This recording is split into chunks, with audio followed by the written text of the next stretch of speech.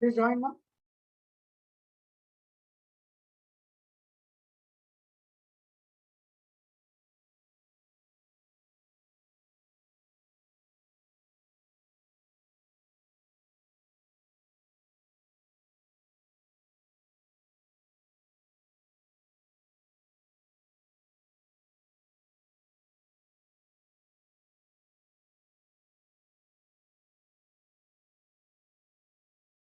Sir, if you do this with inversion, yes, Sai Charan, that's your wish.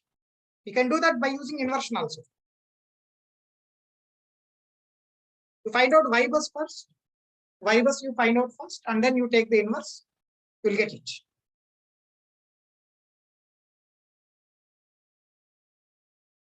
No, tomorrow also we have, tomorrow in the sense, next Sunday we have one more class.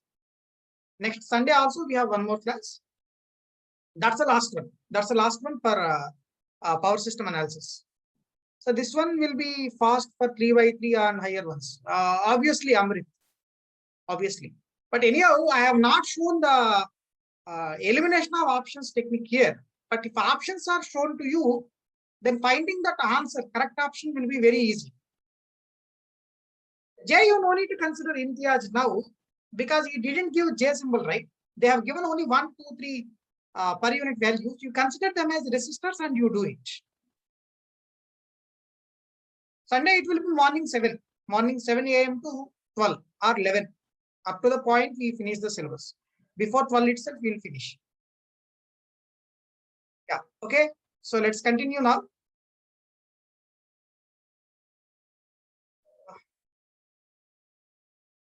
Just to put a request to me to my number, to my telegram number 96184619118. 96184619118. Almas.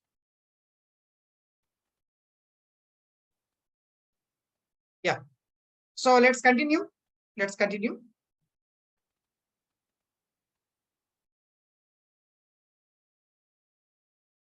The earlier session, it was a great number as compared to this. If impedance contain RL, then they may give J. Definitely they will give J. If impedance is consisting both resistance and inductance, they will give J symbol. Okay, let's continue with one more problem. Next problem in the Z bus construction. Simple thing. Just go through it once. Yeah, you see this 24th problem.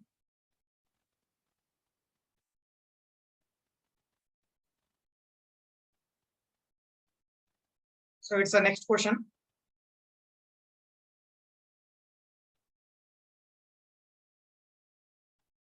Next question.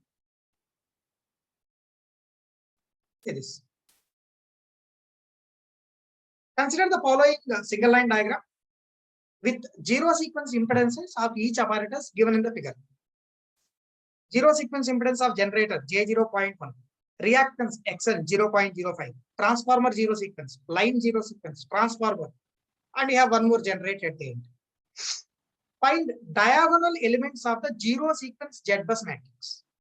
Find the diagonal elements of the zero sequence Z bus matrix. So simply you construct the zero sequence matrix of this one and you find out Z11, Z22, Z33, Z44. Simply Thevenin impedances with the respective nodes. Okay? Yeah. So let's move. You draw the zero sequence network. You draw the zero sequence network for the single line diagram given in the solution. Zero sequence network. Zero sequence network. First, generator. So, you know, in zero sequence, up to neutral, we should keep zero sequence impedance of generator. Okay. And then neutral to ground, what we should say? We should keep 3 times of ZL. Neutral to ground, we should keep 3 times of ZL like this. Right? So, zero sequence impedance of generator is J0.1. Zero sequence impedance of generator is J0.1. And neutral to ground, we have XN 0.05. So it is 3 times of Zn, you should say. So 3 times of J0.05. Even though he didn't mention the value as J here, but still you should consider the J because he has shown that as a reactance here. Okay. So this will come to be J0.15. 3 times of Zn means it will be J0.15. Okay, next. Bus 1 to bus 2. We have a transformer. We should identify connection of transformer while you are drawing the zero sequence network. So let us show first open diagram, something like this, and it's a bus 2, and this impedance is J0.2 given in the data. Primary what connection? Star solid ground. Star solid ground means series switch has to be closed. Secondary what connection you have? Delta. Delta means what? Shunt switch has to be closed like this. Series switch close and then shunt switch close. Okay, next thing. Bus 2 to bus 3, we have a line that will be represented simply as a series impedance. Bus 3 to bus 4, it will be represented as a series impedance. And this number is J0.4. And bus 3 to bus 4, you have a transformer. Let's keep that in the open diagram mode first. It's bus 3, not 4. Bus 3 and this is the bus 4. And what is that zero sequence impedance of transformer? J0.2. Primary what connection? Star ground. Star ground means series switch has to be closed. And secondary what connection? Delta. Delta means shunt switch has to be closed. Delta means you can say shunt switch has to be closed. Okay, next one. After bus 4, we have a generator. Generator in the sense, up to neutral, we should keep zero sequence impedance of generator. J0.1. Neutral to ground, we should keep a solid neutral. Solid neutral means a simple short circuit we have to keep between that neutral and ground. So this is your zero sequence network. This is a zero sequence network. Now we have to find Z11, Z22, Z33, Z44. In the sense, Thevenin impedance with respect to bus 1 to calculate. Thevenin impedance with respect to bus 2. Thevenin impedance with respect to bus 3. Thevenin impedance with respect to bus 4. These numbers are nothing but Z11, Z22, Z33, Z44 values. Simple. All of you getting this?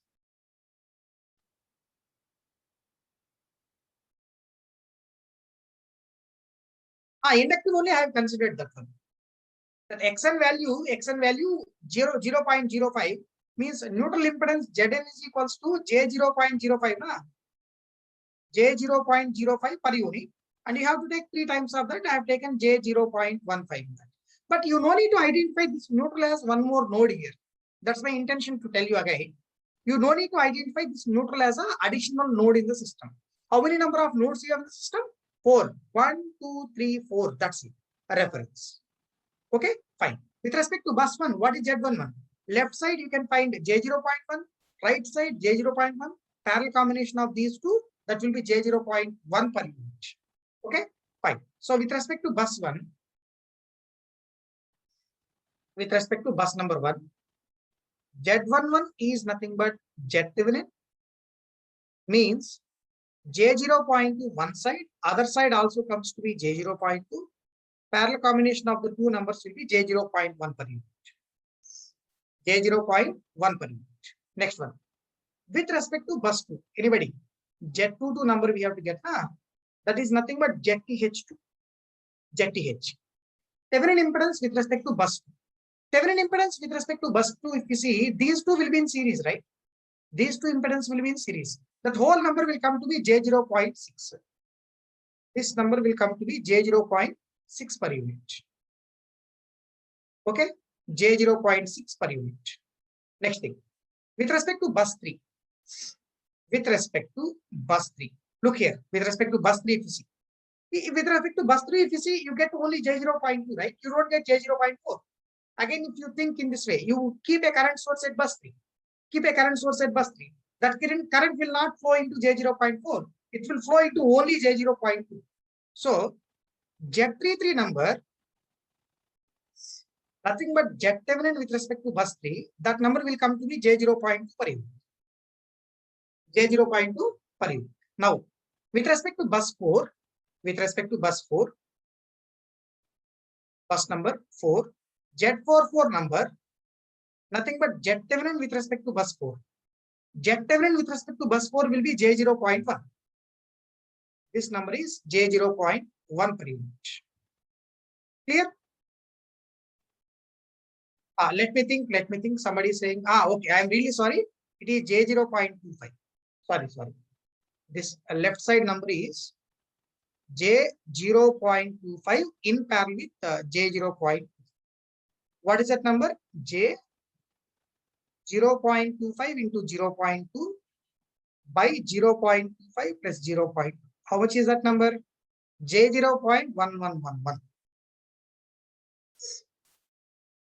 Yeah. Clear? J 0.1111 per unit. Like this, we can find the diagonal elements of the Z. Like this, you can expect a problem in the ESC prelims examination. ESC prelims examination. Okay, next thing. Let's continue with respect to a topic like fault analysis based on the Z-bus matrix. Z-bus based fault analysis we are going to take as a next heading. So I'm moving to the next heading.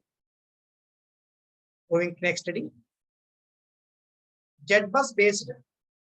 So if other than diagonal elements you have to find, you have to follow the previous procedure. Venkana, you have to follow the previous procedure. Yeah. If you want to find out additional elements also, off diagonal elements also, if you want to find, you follow the previous procedure.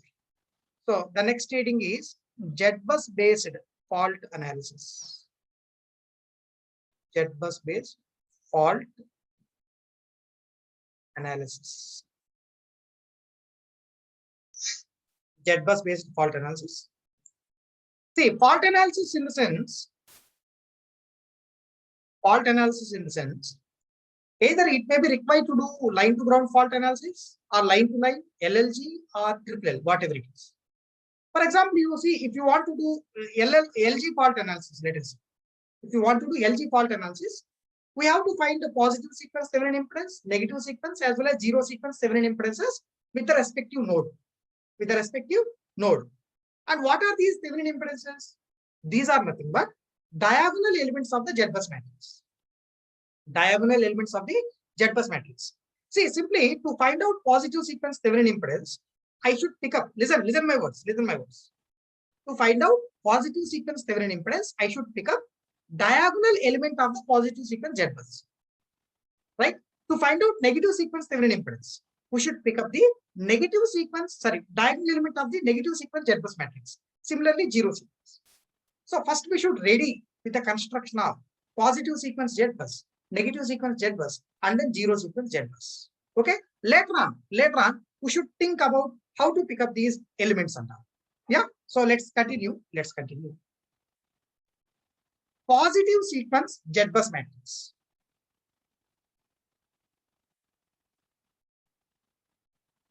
Positive sequence Z-bus matrix. Z-bus matrix. I'll call this as Z-bus 1 here.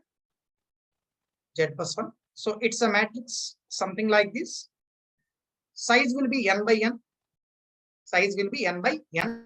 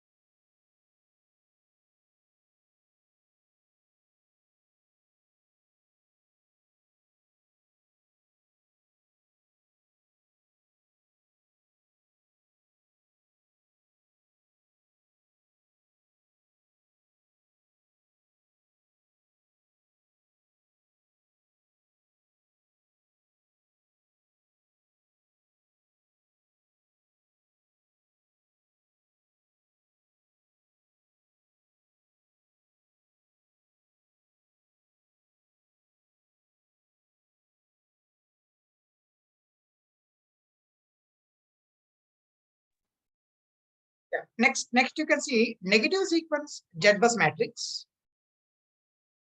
Negative sequence Z-bus matrix. I am calling it is Z-bus 2. Z-bus 2. Again, you will get this matrix of n by n size. And similarly, you write simply zero sequence Z-bus matrix. Zero sequence bus impedance matrix. You call this something like Z-bus 0. Again, it will be of the size n by n. That will be of the size n by n. Like this, you have to find first positive sequence Z-bus, negative sequence Z-bus, as well as the zero sequence Z-bus matrices. Okay, next. Tell me, I will ask one very simple question. Very simple question. Positive sequence Z-bus matrix, is it a full matrix or not? Positive sequence Z-bus matrix, is it a full matrix or not? Yes, definitely. Generally, you know, Z-bus is a full matrix. Huh? So Z-bus is a full matrix means obviously we say that as a positive sequence Z-bus matrix, full matrix. What about negative sequence Z-bus? What about negative sequence Z-bus? That's also full matrix only. Because one simple reason what I will say is positive and negative sequence networks looks to be same. Right? Positive and negative sequence networks looks to be same. So that positive sequence and negative sequence Z-bus matrix will be full matrices, we can say. Okay. What about zero sequence Z-bus? These two, we can say, first of all, full matrices. Positive sequence Z-bus is a full matrix. And negative sequence Z-bus is also a full matrix. What about the zero sequence Z-bus matrix? What about the zero sequence Z-bus matrix? Tell me, please. I'll tell you. Listen here. For example, I have one generator here connected to one transformer like this, and then it is connected to some very big power system network. Very big power system network, something like that we have, whatever. For example, if this neutral is grounded you assume for time, grounded. This transformer, it's a star ground delta. Star ground delta. You take it is bus 1, bus 2, total 100 buses we have, 100 buses. 1, 2, 3, 4, 5 up to 100. 1, 2, 3, 4, 5 up to 100 buses here. This is one simple network I have taken. Now, listen, please, listen. If you want to draw zero sequence network of this, one, first bus 1 have generator. How you represent? Up to neutral, we should keep zero sequence impedance of generator. Neutral to ground, 3 times of ZL. As it is solidly grounded, we should keep this one short. Bus 1 to bus 2, star ground delta. I keep the impedance of transformer. Primary watt connection. Star solid ground means it is shorted. Secondary watt connection. Delta means shunt switch close. And you know this is bus 2. This is bus 2. Beyond bus 2, what you have? Beyond bus 2. The remaining part of network, right? Take bus 3, bus 4, bus 5, and so on up to 100 buses, right? So this is the remaining part of network, you can see. That's the remaining part of network. Okay, kindly observe now. Kindly observe. For example, if you keep one current source at bus 1, if you keep a current source at bus 1, you get some voltage at bus 1, definitely. What about voltage at bus 2? I need your answer. If I keep one current source at bus 1 to find out Z-bus elements, I am keeping current source at bus 2. What about the bus 2 voltage, bus 3 voltage, bus 4 voltage, and so on? Those all values will be zeros, right? Those all values will be zeros. See, if all those values are 0, definitely we can say Z210, Z310, Z410, Z510. This complete row, sorry, column, this complete column what we have will be 0, but you have only diagonal element existing. Following all of you, in some cases, the diagonal element might be infinite also. In some cases, the diagonal element might be infinite also. For example, you see, if this neutral is ungrounded, and if this neutral is also ungrounded, you feel an open circuit here also. Then the Z11 value will become infinite, right? Z11 value will become infinite. Means I am saying you various possibilities here, various possibilities. One possibility I am saying that, Some of the diagonal, off diagonal element, few elements in the off diagonal might be 0. Few elements in the off diagonal might be 0. Few elements in the diagonal might be large number, or you can say infinite. Or you can say infinite. That possibility will be there only in case of zero sequence Z bus. Whereas the positive and negative sequence Z bus matrices will be definitely full matrices. Okay? Yeah. So I'm writing that statement. I think many of you have understood this. So zero matrix is a different thing, and zero sequence Z bus matrix is a different thing. You actually don't compare that zero matrix here. Zero matrix is a different thing. So I'm writing now in zero sequence Z bus matrix. Zero sequence Z bus matrix. Few off diagonal elements are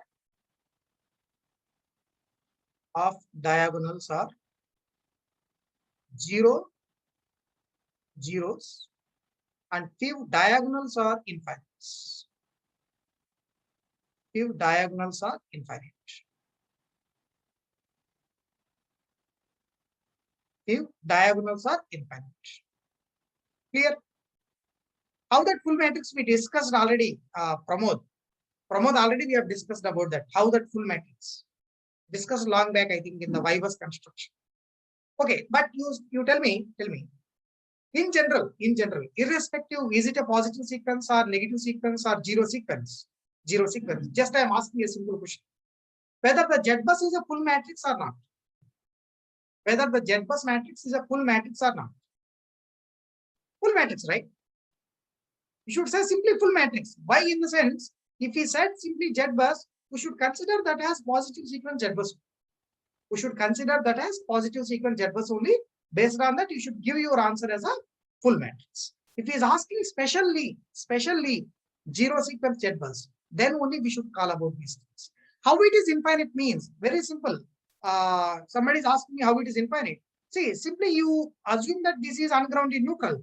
This is also ungrounded neutral. So you find an open circuit here. What is Z11 number? What is Z11 number? It will be infinite because both sides it's open. In that way, you can feel that some of the diagonal elements might be infinite. Okay, next. Let us say this is possible only one transformer delta connected in the network. Yeah, yes, Sai Kiran. Yes, of course. Because many transformers will have one of the winding definitely as delta, other winding as star, practically speaking. Yeah, let's continue. Let us consider ith bus in the n bus system. In the n bus system, what we are discussing. Yes, Pramod. Yes, Pramod. Listen, please, listen. Let's consider ith bus in the system. Ith bus. At that ith bus, let us say we have a LG fault. How to calculate LG fault current? If you have LL fault, how to calculate LL fault? LLG, and then repeat. Okay. So LG faulted ith bus, I will write. LG faulted ith bus. Generally, if you want to find out that LG fault current, you know the formula 3 times of default voltage, fault current I am writing, not sequence current, fault current. 3 times of default voltage by Z1 equivalent plus Z2 equivalent plus Z0 equivalent plus 3 times of the fault impedance. 3 times of the fault impedance. So you can write now 3 times of default voltage at the ith bus, 3 times of default voltage at the ith bus by what is a positive sequence Thevenin impedance? What is a positive sequence Thevenin impedance? That is nothing but Zii from the positive sequence Z bus matrix. Zii from the positive sequence Z bus matrix. So in the denominator, you can say Zii of positive sequence Z bus. That is nothing but Z Thevenin 1 or Z1 equivalent with respect to ith bus. Okay, next. What is negative sequence Thevenin impedance? That is nothing but Zii of negative sequence Z bus matrix.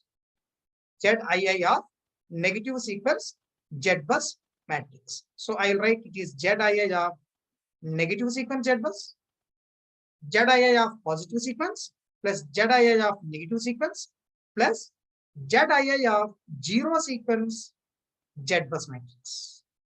ZII of zero sequence Z bus matrix. ZII of zero sequence Z bus matrix plus 3 times of the fault impedance. 3 times of the fault impedance. Yeah.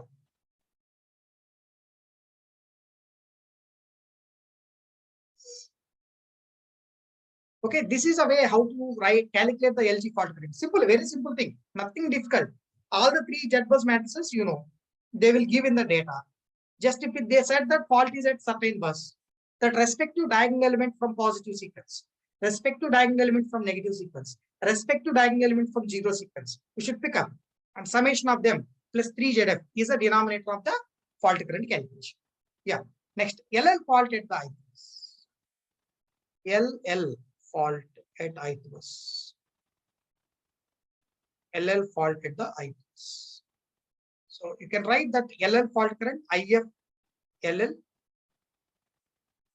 IF LL, that is nothing but minus J root 3 times of pre-fault voltage at the ith bus by positive sequence Thevenin impedance plus negative sequence Thevenin impedance plus fault impedance. Don't ask me how this formula you got. Already we discussed many times in fault analysis. Yes or no? Right. So Z1 equivalent. What is positive sequence Thevenin impedance with respect to ith bus means that is nothing but ZII of the positive sequence Z bus.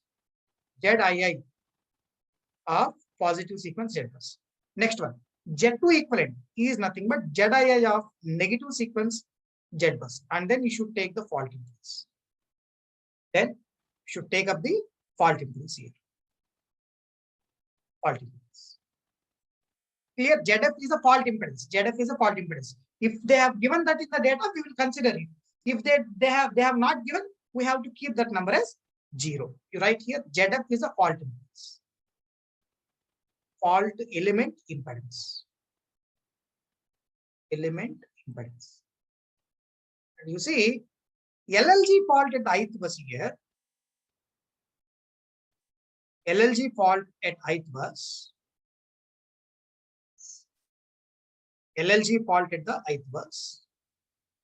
See, writing that LLG fault current is not that much easy in a direct way. So what you do is you take positive sequence network, negative sequence network, zero sequence network, connect them in parallel because we said the fault is a LLG fault, and then you find out fault current has 3 times of zero sequence current. Okay, first positive sequence positive sequence network will be like this now. This is the positive sequence network. So this is a pre-fault voltage at the ith bus, and this is ZII of 1. ZII of 1. Negative sequence network. Negative sequence network. It will be like ZII of 2. ZII of 2. And then zero sequence network. Zero sequence network. It is ZII of 0. Okay, and then you have a fault impedance. We keep the fault impedance here. 3 times of ZF, that is a fault impedance. 3 times of ZF, that is a fault impedance we are showing. 3 times of the fault impedance. And then simply you have to do fault network analysis of this one. Find out this current IA0 value, zero sequence current value. 3 times of that is a double line to ground fault current. 3 times of IA0 is a double line to ground fault current. Yeah, so I think all of you getting this? LLG fault current calculation. We have done some problems also on this one.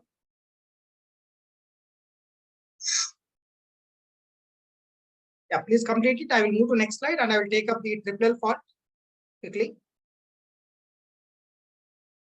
Triple L fault.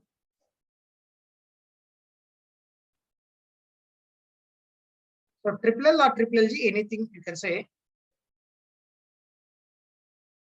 at that ith bus. Triple L or triple LG fault at the ith bus.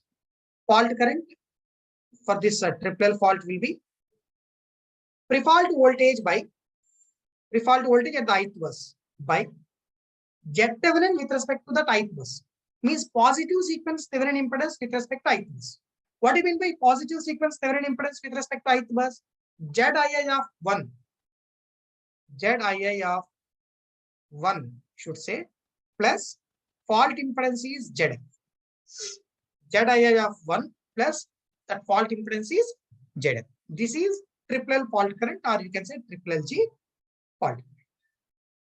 Triple L or triple LG fault current.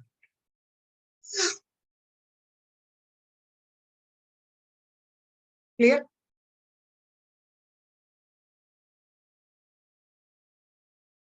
Yeah, done. Next, we'll take up one simple problem. Simple problem on this one. Showing in the next slide.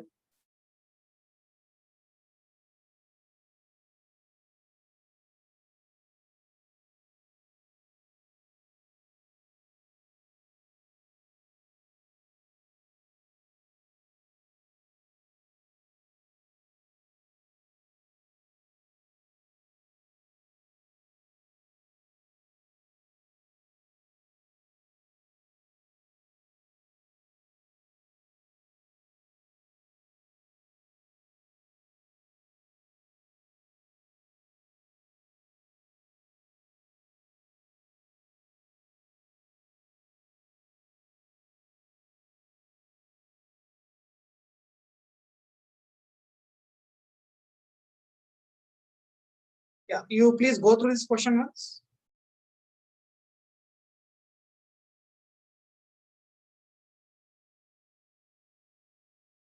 Okay. So consider the following bus impedance matrix of a 4-bus system.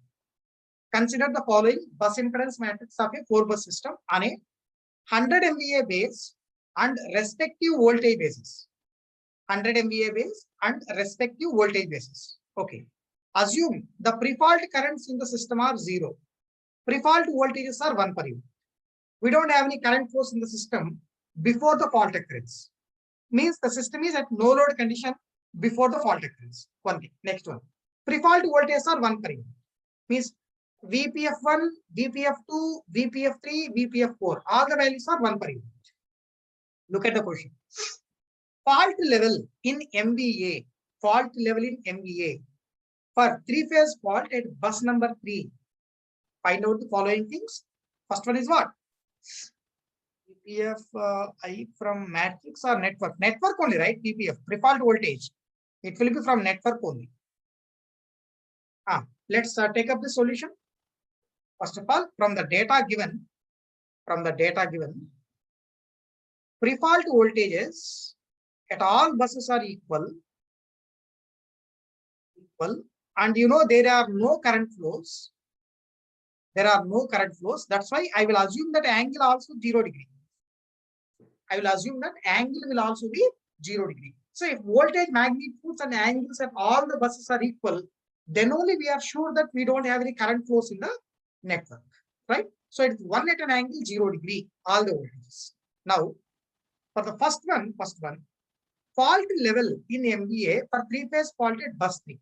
So, first one is fault level for 3-phase fault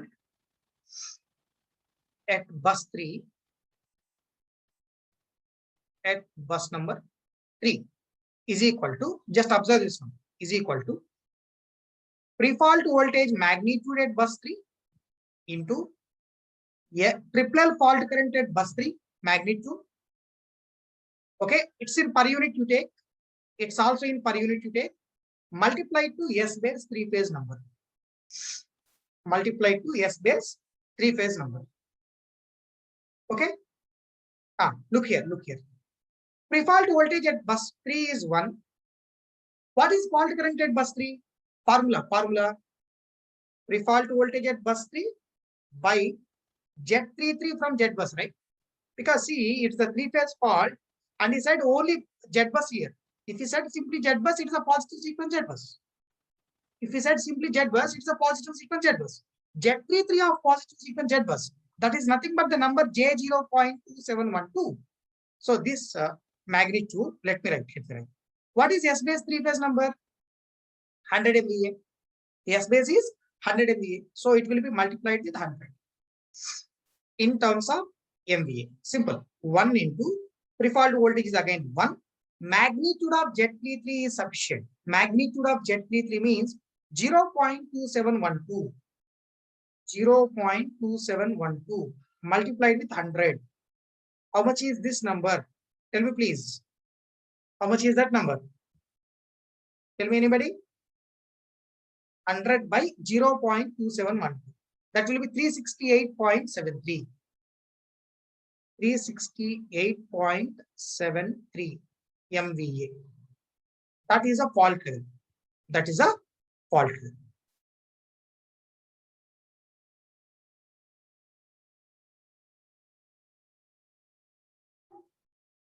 That is a fault current. Okay. Yeah, generally it will be in per unit, Pratyush.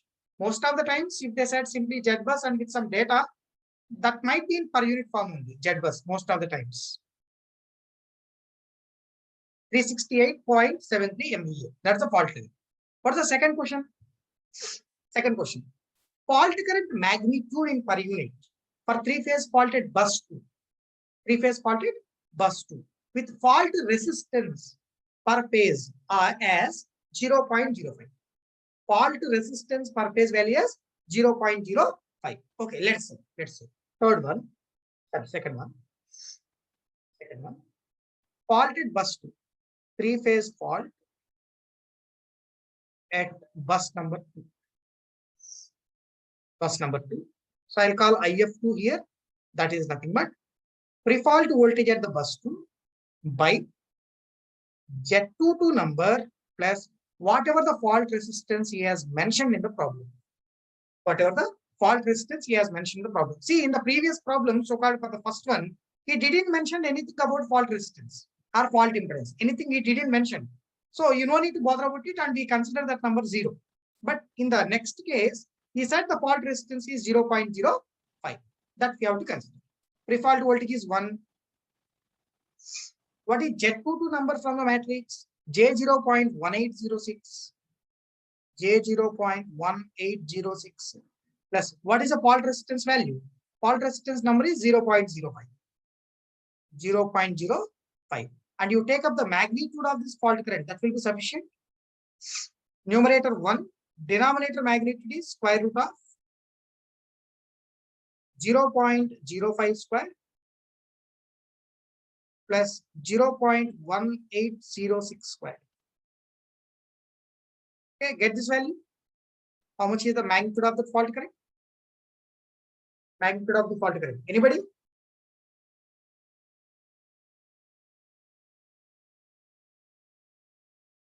We are not considering fault impedance in triple L fault. Mohana, that's what we considered here. In the previous case, they didn't give the fault impedance value. We have not considered it. But in present case, they have given, right? It's 5.336 per unit. 5.336 per unit. That is a fault current. Yeah. These topics are there for gate.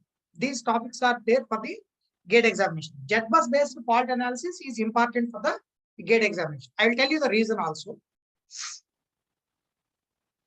Yeah, let's continue.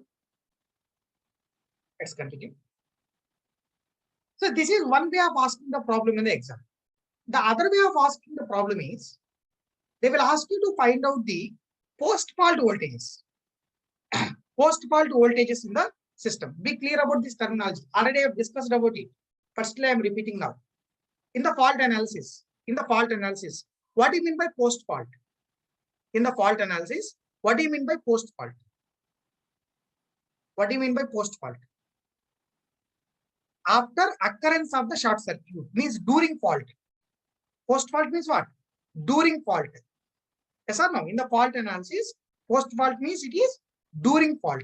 In the stability, after clearing the fault. In the stability analysis, it means after clearing the fault. But we are doing fault analysis now. Fault analysis in the sense we should consider that as during short circuit fault only. Okay, fine. So let's say in the next heading, calculation of post-fault voltages. Post-fault voltages for three-phase fault. Three-phase fault. Calculation of post-fault voltages for three-phase fault. Simple. Means during short circuit fault, what are the voltages at various buses in the system? That's the concentration in this study. Okay. Yeah. Listen here. Very simple. Don't confuse. This is one of the very, very important area, particularly in the view of GATE as well as in the ESC prelims. ESC prelims, we didn't get a question of this type till now.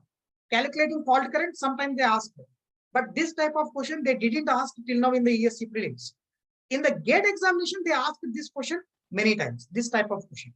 Okay, listen carefully. Listen. For example, I have one big network, something like this. N buses here. N buses. Let us say this is bus 1, at which you have a generator. Bus 2, at which you have one more generator. Bus 3, again here also we have one generator. 3 buses, we have generators like that. 3 buses. It is a N bus system. N bus system. Listen. This is some bus I am considering as ith bus, and this is some other bus I am considering as a kth bus. Ith bus and kth bus, like this. Next. See, whatever the generators we have at buses 1, 2, 3. Whatever the generators we have at buses 1, 2, 3. These generators generally we represent. Listen to me. Generally we represent as current source in parallel with the internal impedance. Yes or no? Current source in parallel with internal impedance.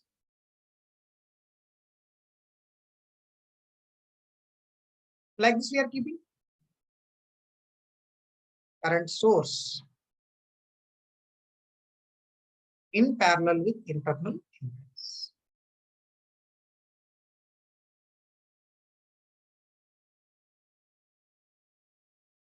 Clear? Stop writing. Just listen. These are some current sources of generator 1, generator 2, generator 3. Current sources of generators 1, 2, 3 like this with their impedances. Next, listen. I'll copy this diagram because I need to repeat this diagram further also. Look. I had a 3-phase short circuit at ith bus. 3-phase fault only we are discussing. 3-phase fault at the ith bus. Something like this. What is the fault current at the ith bus now? What is that fault current at the ith bus? Formula, that is nothing but pre-fault voltage at the ith bus you have by ZII. That is a positive sequence Z bus matrix I comma I element ZII plus fault impedance as Z. Pre-fault voltage at the ith bus by Thevenin impedance ZII plus fault impedance as ZF. This is the value of fault current IF. This is the value of fault current as IF. I think all of you getting this. All of you getting this one? Please tell me. Tell me, please. Getting. Okay, done. Next. Now, whatever the fault current I am showing here, IFI, I will be keeping that as a current source here. I will be keeping that fault current as a current source. Injection, current injection. But actually fault current in the sense that the current going into the fault element, right? But I have shown the current injection. I should keep this as negative of the fault current. I should keep that as negative of the fault current. All of you understood this? Tell me, please. Okay, now think about only this network. Think about only this network. How many total number of current sources we have? How many total number of current sources we have? Tell me please. 4. Total number of current sources are 4. Somebody is saying 3. 4 current sources we have. 4 current sources. Now I am applying some simple superposition principle. Simple superposition principle. Case 1. Case 1. Generator current sources are active. There is no fault. Generator current sources are active, but there is no fault. Okay. In that case, I will try to find out the kth bus voltage. I'll try to find out the kth bus voltage. That's the case 1. Case 2. Case 2. Generator current sources are deactivated. Generator current sources are deactivated. We have only fault current as a source. We have only fault current as a source. And you will find out the kth bus voltage. That's the case 2. In the case 3, generator current sources are existing. Fault current source is also existing. What will be the resultant voltage? What will be the resultant voltage? Anybody tell me please. That is nothing but summation of the case 1 and case 2 voltages. That is nothing but the summation of the case 1 and case 2 voltages. Okay? Yeah. I think some of you might have understood. Let me write in detail case 1, case 2 and then case 3. It's a simple superposition principle. Simple superposition principle. Case number 1. Generator current sources active. Current sources are active, but no fault current. But there is no fault current. Okay. Now this is our diagram. This is our diagram. In that case 1. In that case 1. No fault shown at ith bus. No fault is shown at the ith bus. Now, whatever the kth bus voltage we have in this case, kth bus voltage, I call it is VK1 for time being. VK1. What is that? Anybody? Tell me please. What is that voltage VK1? Nobody is responding. There is no fault. Generators are in the active mode. Generators are in the active mode, but there is no fault. What is the kth bus voltage? What is VK1 value? That is nothing but pre-fault voltage only, right? That is nothing but pre-fault voltage only, right? This is nothing but pre-fault voltage at the kth bus, right? Write that one if you want. Pre-fault voltage at the kth bus.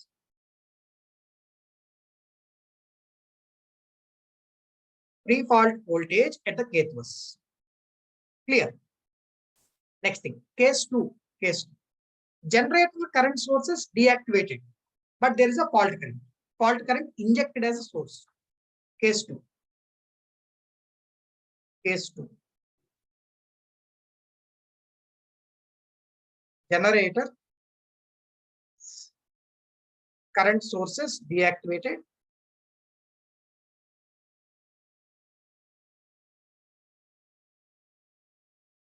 Current sources deactivated. Fault current kept as a source. Fault current kept as a source at the respective bus. Okay. Kept as a source at the respective bus. So let's show this diagram. Let's show this diagram. But in this diagram, I have to make the change. What I said here. Current source at generator 1 has to be removed. Current source at respective generator 2 has to be removed. Current source at respective generator 3 also has to be removed. I will be keeping current at the ith bus. Keeping this current at the ith bus. This current I am calling as negative of the fault current injection. The current I am calling as negative of the fault current injection. I am calling that as minus IFI. Minus IFI. Now, I have to calculate the kth bus voltage in this particular situation. Calculate the kth bus voltage in this particular situation. Tell me please, what is the value of kth bus voltage in this situation? Kth bus voltage in this situation.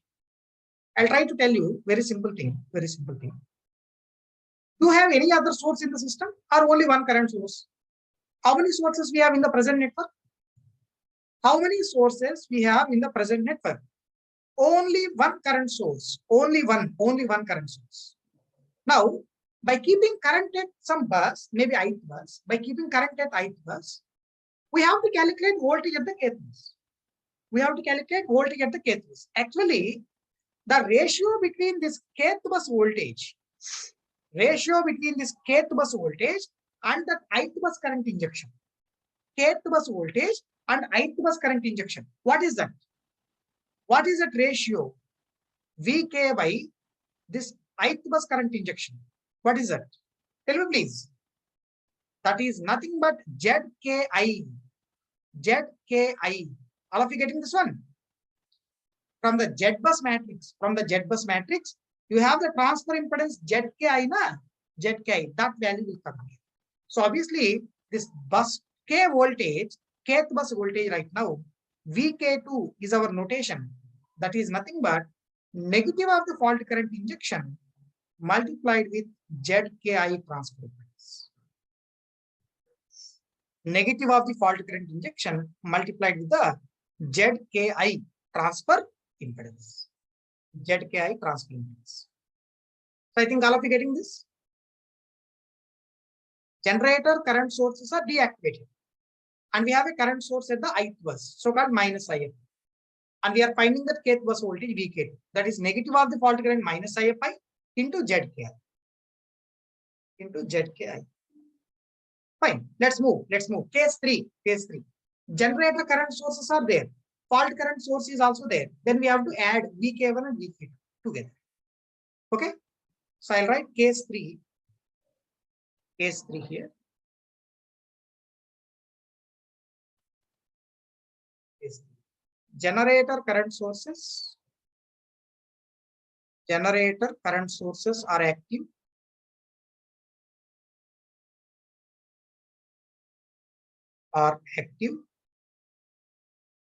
and with fault.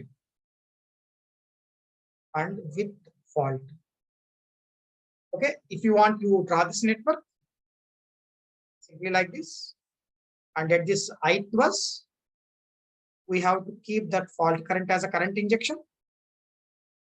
Current is negative of the fault current minus IFI. Now the resultant voltage at the kth bus, that we call as a post fault voltage, means bus voltage during fault. I'll write post fault voltage at the kth bus. Post fault voltage at the kth bus, Vk is equals to Vk1 plus Vk2. Post fault voltage at the kth bus is Vk1 plus Vk2. What is Vk1? Pre-fault voltage at the kth bus. Vk1 is nothing but pre-fault voltage at the kth bus. Plus, what is Vk2? Minus IFI into Zki. Minus IFI into Zki. I think all of you getting this. Minus IFI multiplied with Zki. Very simple thing. Post fault voltage at the kth. See, by varying this K, you are capable to find out the post fault voltage at any bus, right? For example, you want to get at first bus, V1 equals to Vpf1 plus minus IFI into Z1i. K replacing with 1, 2, 3 and so on up to whatever the number you want. Based on that, you are capable to find out post fault voltage at all the buses. I think all of you understood this calculation. Is it okay? Please kindly respond. Yeah.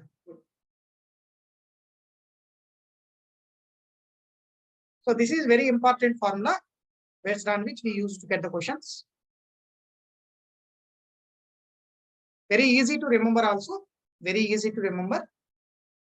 Whichever the bus voltage you want to find during fault, that will be equal to pre-fault voltage at that bus, pre-fault voltage at that bus, plus negative of the fault current where you have the fault, negative of the fault current multiplied with transfer impedance between the bus where we have fault to the faulted bus. The bus where we have fault to the faulted bus means K to I, whatever the transfer impedance you have in the matrix, not the series impedance, in the matrix, in the Z bus matrix, whatever the ZKI element you have, that we have to multiply. That's it. Yeah, let's do some problem on this. Just like superposition. Yes, Imtiaz, that's correct. Imtiaz, what you said. Let's take up this problem.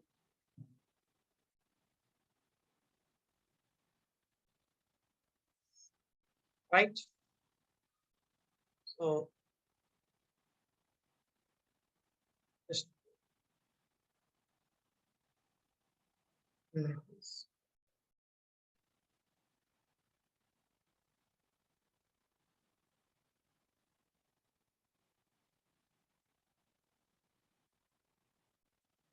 I didn't get that.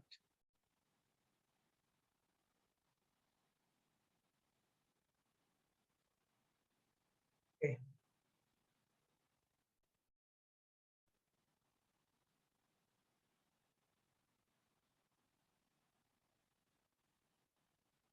Yeah. So I will send one question to you in the Telegram. Whoever is capable to watch, just look at this question.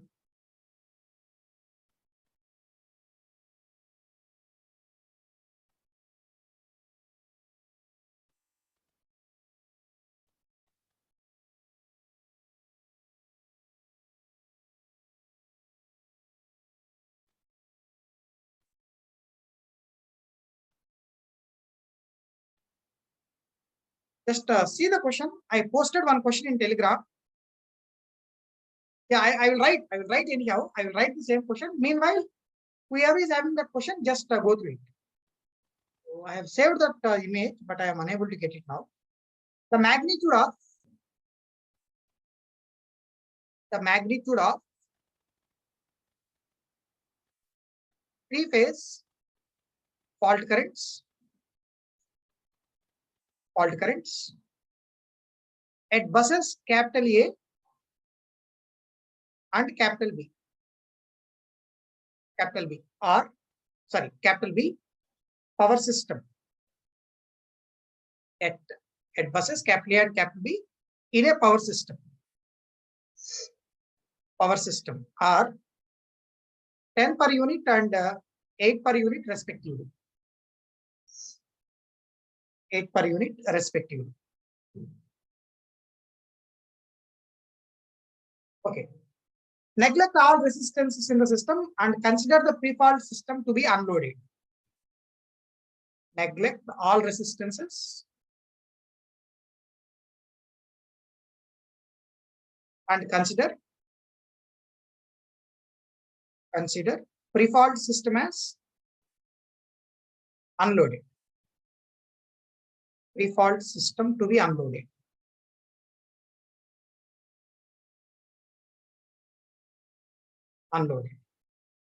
The pre-fault voltage at all the buses are 1 per unit. Pre-fault voltages at all buses as 1 per unit. The voltage magnitude at the bus B,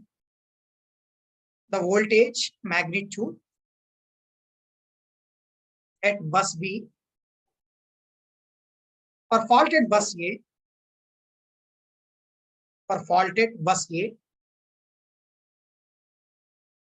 is 0.8 per unit. The voltage magnitude at bus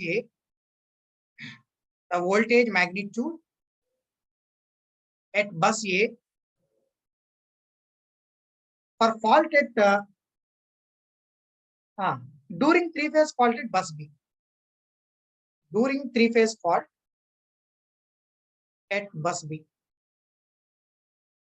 Bus B in per unit is dash.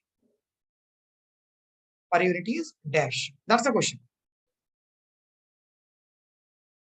Post fault means during fault. Vishnu. Post fault means here during fault. During fault. Yeah. Let's look at this one. Let's look at this question. See, we have two buses in the system and we have many buses, but he is concentrating only two buses in this whole power system network. Yeah, let me move in the solution first. So we have a big power system network, something like this, power system network. Considering these two buses A, B. Considering the two buses as A, B. Kindly remember, how many buses we have in the system? How many buses we have in the system? Is it only two buses? No, we have bulk number of buses, but he is concentrating only at these two buses right now.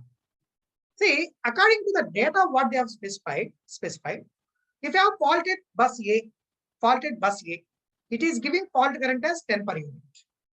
If you have faulted bus B, it is giving current as 8 per unit. Okay, now I'll write first faulted bus A. Faulted bus A will give that fault current at A like 10 per unit. Only magnitude is equal to 10 per unit. And similarly, faulted bus B at separately, okay? Faulted bus B. This is giving a fault current of 8 per unit. This is giving a fault current of 8 per unit. Okay, listen. Many of the people are giving answers already. Just listen to me. See, one thing I want to tell before moving ahead. As he said already, network is not having any resistances. Neglect all the resistances, he said. Means your network is purely reactive in nature. Network is purely reactive in nature. Purely reactive in nature. That's one statement. Next statement. What are the pre-fault voltages in the system? All the pre-fault voltages are 1 per unit. All the pre-fault voltages are 1 per unit means you say pre-fault voltage at bus A and bus B. Pre-fault voltage at bus A, pre-fault voltage at bus B, both are equal to 1 at an angle 0 degree per unit. Because he said we don't have any current flow before the fault occurs. We don't have any current flow before the fault occurs. So definitely both voltages are equal to 1 at an angle 0 degree. 1 at an angle 0 degree. My question is very, very simple to you. Very, very simple. As the network is purely reactive in nature, Thevenin impedances will be J times of some number. J1, J0.2, J0.3. Like that you get definitely. Now, how is this fault current IFA? How is that fault current IFA? It will be pre-fault voltage 1 at an angle 0. Listen here. 1 pre-fault voltage 1 by pre-fault voltage 1 by Z Thevenin with respect to bus A. Z Thevenin with respect to bus A. See, definitely this ZA is a letter with J, na? Impedance. Impedance is a reactive nature, so it will be J. So this number will come minus J something number. I don't know whether you are following this or not. All of you understanding this? Getting my intention, what I am saying now? So this will be minus J with some magnitude. That magnitude is said as 10 per unit. So fault current for faulted bus A will be minus J10. Don't ask me again why you are getting minus J here. I have explained till now whatever we have. Because your network is purely reactive in nature. So this ZAA is definitely having some J symbol with point something or 0.1 something. Right? Pre-fault voltage by Z Thevenin is a fault current. So it will come to be minus J10 per unit. Similarly, how is a fault current at B? It will be minus J8 per unit. These are the initial things you have to understand. Fault current at bus A minus J10. Fault current at bus B is minus J8 per unit. All of you understood? Okay, let's target on the requirement. What is asking exactly? What is asking? I said some data here. The default voltages at all buses are 1 per unit. Okay. The voltage magnitude at bus B, bus B, bus B voltage for faulted bus A is 0.8. Okay. Next, the voltage magnitude at bus A for three-phase faulted bus B in per unit is how much? Let's look at the requirement. The requirement here, right? Case 1. Okay. So it's a power network we have. It's a bus A, bus B. What is that? What is asking? What is asking? Voltage magnitude at bus A during three-phase faulted bus B. See, you have to take faulted bus B. This is faulted bus B. For this faulted bus B, what is a bus A voltage? To the faulted bus A, sir, bus B, what is bus A voltage? What is bus A voltage? Formula. Formula, tell me first. VA we have to get, right? Is equal to VA equal to bus A voltage. What's the formula? Pre-fault voltage at that bus you have to write first. Pre-fault voltage at that bus you should write VPFA plus negative of the fault current. Negative of the fault current means minus IFB. Yeah, the IFB current is going down, but I need to inject the current. So I should keep minus IFB into what you should say. Into what you should say. Transfer impedance. Transfer impedance. 1 minute, please.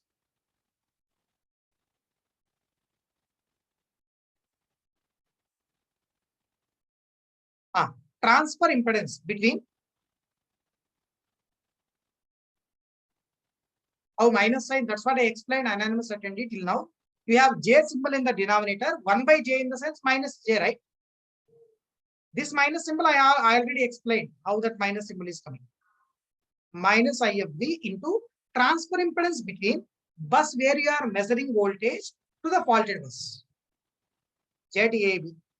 That's it. Okay. Pre-fault voltage 1 at an angle 0. What is negative of the IFB current? Negative of the IFB current is J8 into transfer impedance is ZAB. But I don't know the value of ZAB right now. ZAB value we don't know. To know that value, he said some more data regarding faulted bus A and bus B voltage is 0.8. Okay, so this statement we have to utilize now. This statement we have to utilize in order to calculate the transfer impedance value. Okay, right. So let's see. Let's see. In the case 2, in the next slide, I will take up. Case 2. We have a network like this. And this is a bus A. And this is a bus B. Okay. Next, you have faulted bus A now. Fault I have taken at bus A. And bus B voltage is said in the data 0.8 per unit. Bus B voltage is said as 0.8 per unit. Fault current is IFA. Fault current is IFA. Okay. Now, what is the formula for VB? What is the formula for VB?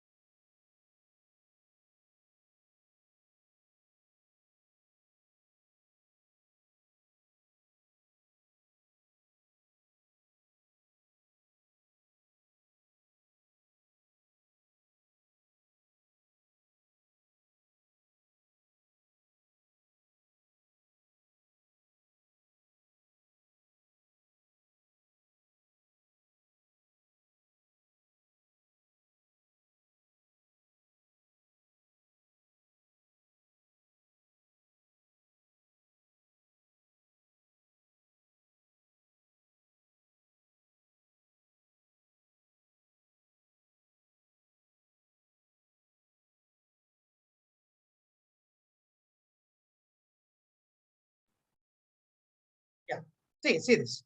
So bus B voltage for faulted bus A. For faulted bus A is nothing but pre-fault voltage at the bus B, pre-fault voltage at the bus B plus negative of the fault current at bus A, negative of the fault current at bus A multiplied with transfer impedance between B to A, transfer impedance from B to A, means you should take this number as ZBA. That's it. What is VB? 0.8. What is VPFB? 1. What is negative of the fault current? What is fault current at bus A? Minus J10. Na? So you should keep minus of minus J10. So it will come to be plus J10 into the transfer impedance is ZBA. Now you calculate this ZBA number, come to be 0.8 minus 1 by J10.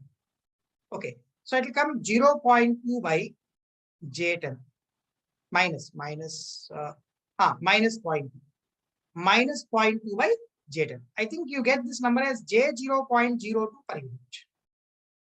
J0.02 per unit. Clear? See, this is the transfer impedance B to A as well as A to B also, right?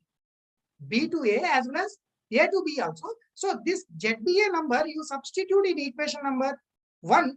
By the way, you are going to get the value of VA. Okay, simple. Let's move. ZAB is nothing but ZBA. This value was J0.02 per unit. Therefore, the value VA is equals to 1 plus fault current, negative of the fault current, J8 into J0.0 from equation 1, right? Equation number 1.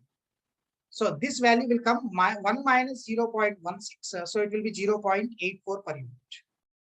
So for the fault at the bus B, bus A voltage will come to be 0.884 per unit. No, Urokanda Satish, even though they didn't mention it is reactive, should take up negative of J. I got to know IFA, IFB. They have given in the data, right? Rohit Dasi. They have given the numbers in data. Magnitudes they have given. Magnitudes they have given in the data. Fault current magnitudes. And I'm adding minus J to that because your overall network is reactive in nature. Pre-fault voltage is some magnitude at the angle of 0. Okay. So I think all of you getting this clear? Yeah. I'm asking you one very simple question here. Tell me, without having an idea of Z bus, is it possible to solve this problem?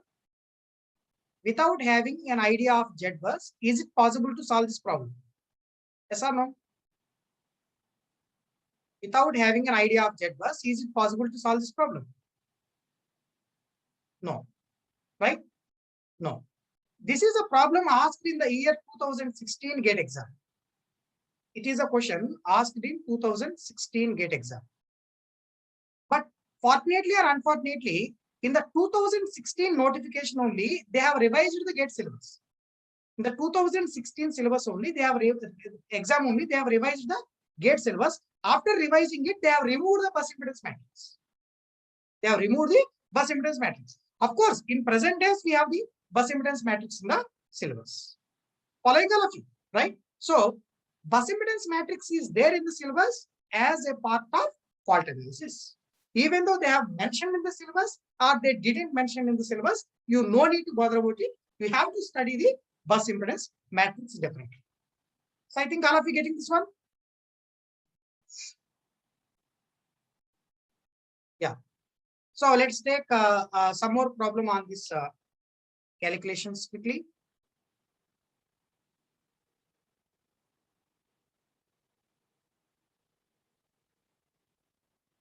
Yeah. Let's take up this problem only. This one. Same Z bus matrix I am considering. Okay. This question to try to consider.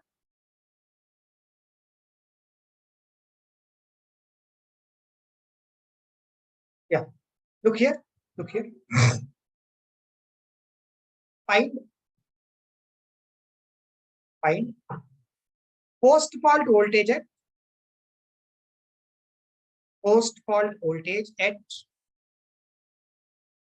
bus 3 for fault at bus 1 for three-phase fault at bus 1. Simple question. Three-phase fault at bus.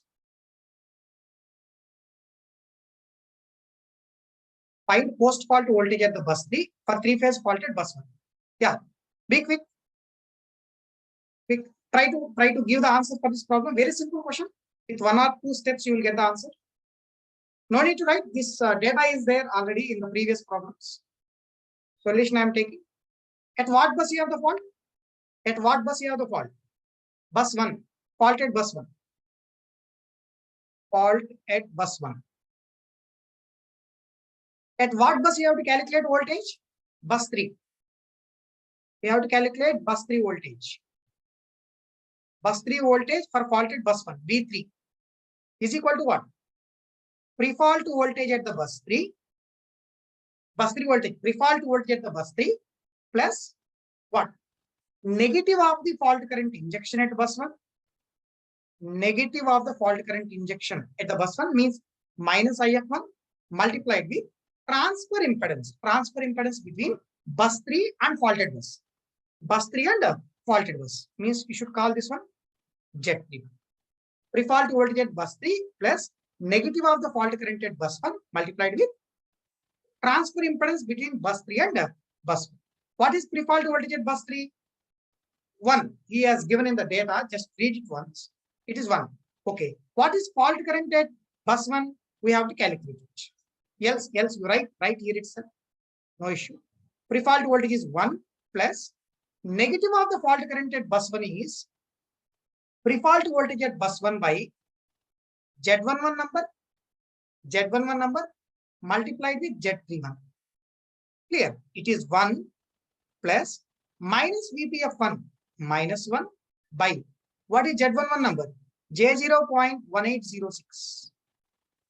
1806. This multiplied to what is a Z31? Z31 is J0.1438. J0.1438. Yeah, you please calculate this number. Please calculate this. How much is this voltage you get? J will be cancelled out. 1 minus 0.1438 by 0.1806 is a value. How much is that?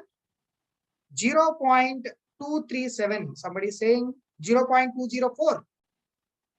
0.204 per unit. Very, very simple question. 0.204 per unit. Fine. So this is another way of asking the question in a simple way. In a very, very simple way. Yeah. So let's move. Yeah, we'll do it. We'll do it anonymous attendee. We'll do it. Let's move. Let's take up one more question. One more question based on Z-bus only. Based on this Z-bus. Go through this.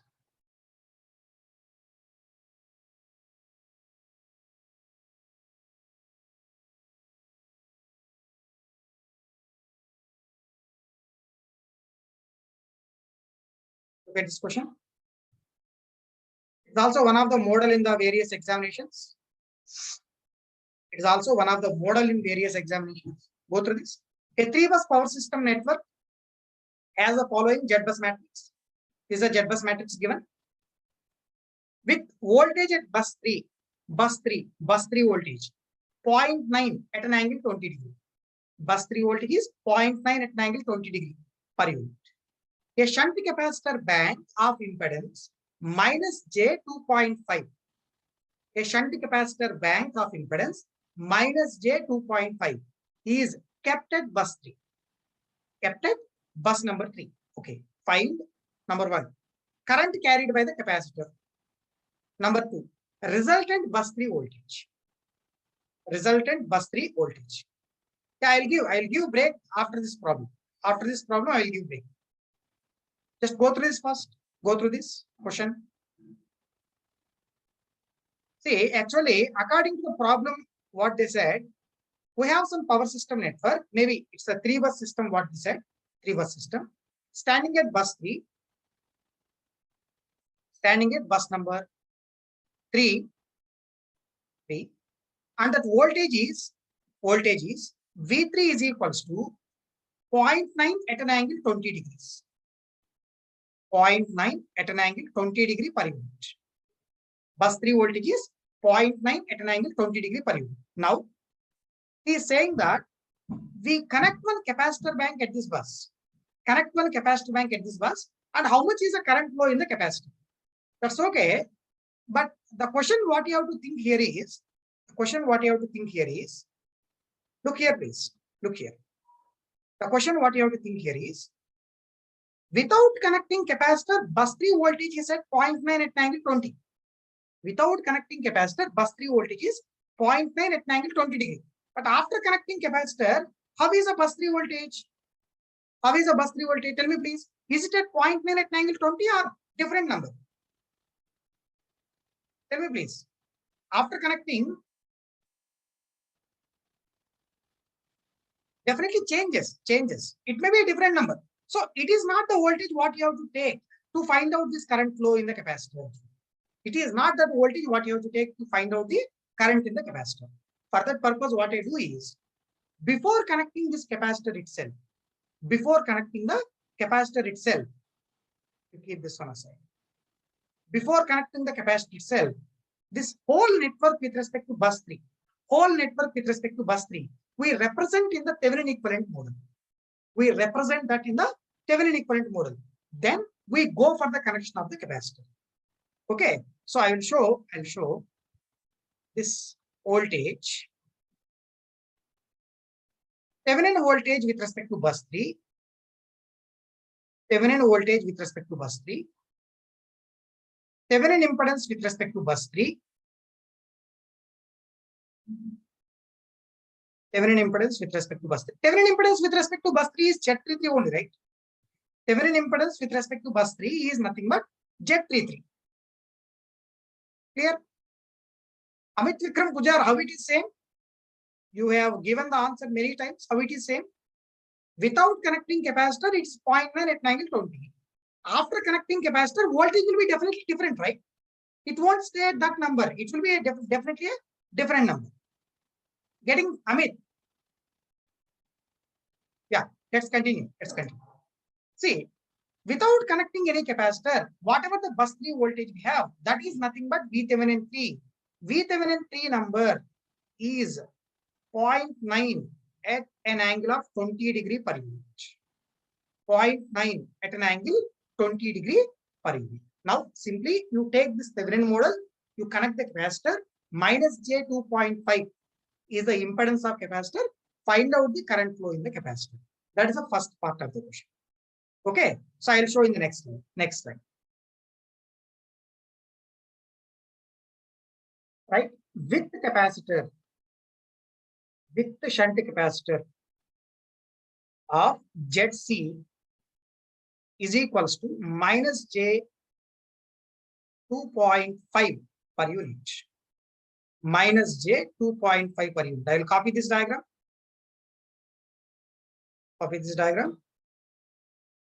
Okay.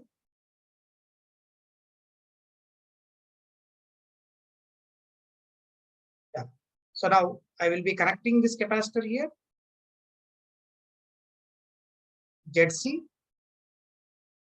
minus J 2.5, and current if you want to find in the capacitor, IC here.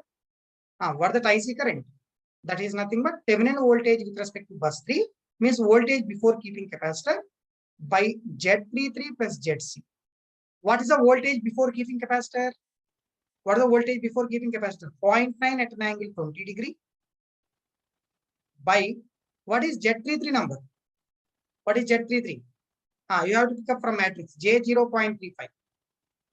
J 0.35 minus plus ZC. Plus ZC is nothing but minus J 2.5. Yeah. So you please tell me, what is this magnitude and angle? Magnitude and angle. So numerator is 0.9 at angle 20. That will be as it is. Denominator, it will be 0.35 minus j 2.5 means minus j 2.15. Take that magnitude and angle, please. Give me this answer. Give me this answer. Magnitude and angle. 0.418 is the magnitude. Okay, angle. Angle will be 110 degree per unit. Magnitude is 0.418. Angle will be 110 degrees. That's it. That's our answer. What's the second part of problem? After connecting the capacitor, how much is the bus 3 voltage? Means simply, we have to find out this voltage after connecting the capacitor. That's what you call as V3 new number. What is it V3 new number? IC into ZC. One answer. IC into ZC is one answer we can say. So I can say in the next slide. Second part of this problem. Bus 3 voltage after connecting capacitor. After connecting capacitor. Connecting capacitor. So V3 new is nothing but IC into ZC. IC into ZC. What is that IC value? That is 0.418 at an angle 110 degree. What is ZC? Minus J 2.5. Else you can write it as 2.5 at an angle minus 90. 2.5 at an angle minus 90. Right? Minus J 2.5. Else you say 2.5 at an angle minus 90. Yeah, tell me please, what is this magnitude and angle? 1.045. 1.045. Angle will be 20 degree in per unit form. 1.045 at an angle of 20 degree in per unit form. So this is the resultant voltage at the bus 3. Resultant voltage at the bus 3. Okay. So this ends the power system matrices. Power system matrices. Somebody is asking some doubt regarding the previous gate examination questions and all. I will discuss at the end. I will discuss at the end after completing the load flow analysis. Okay. So have a break for 15 minutes. Have a break for 15 minutes. So after break, we will be starting with the load flow analysis. After break, we will be starting with the load flow analysis.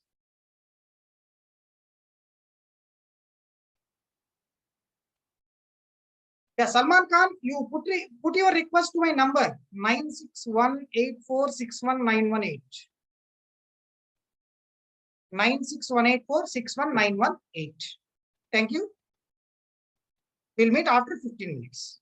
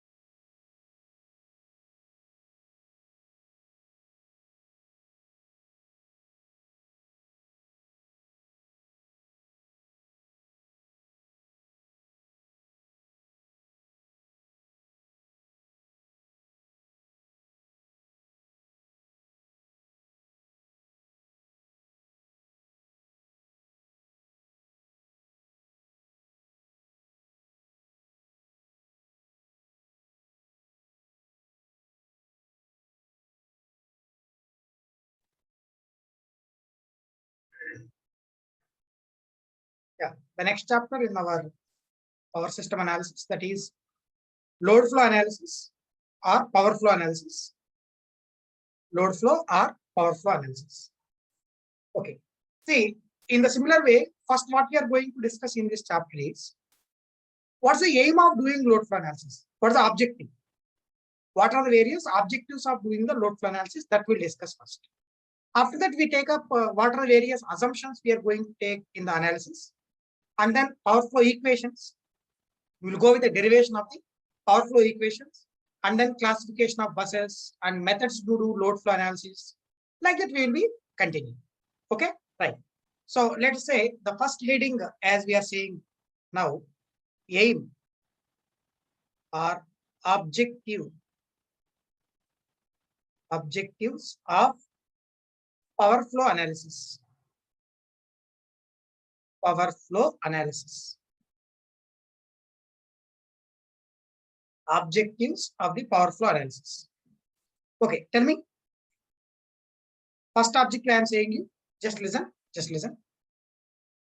See, whenever you want to add some equipment to the system, maybe if you want to add a new transmission line to the system, or if you want to add one new generator to the system, or new transformer, new substation, whatever. If you want to add something to the system, or if you want to remove something from the system, definitely, how is the behavior of the system because of this addition as well as removal during steady state? During steady state, that we should know. Okay, that will be given by the power flow analysis, obviously. So basically, this power flow analysis is a design and planning study. Okay, so it's a design and planning study. It's a design and planning study. Planning study. So it is required to do this analysis before addition or removal of any element in the power system network to know what is the steady state behavior. What is the steady state behavior of the power system network with and without addition as well as removal. Yeah. So it's a design and planning study. So this analysis shall be done to know the steady state behavior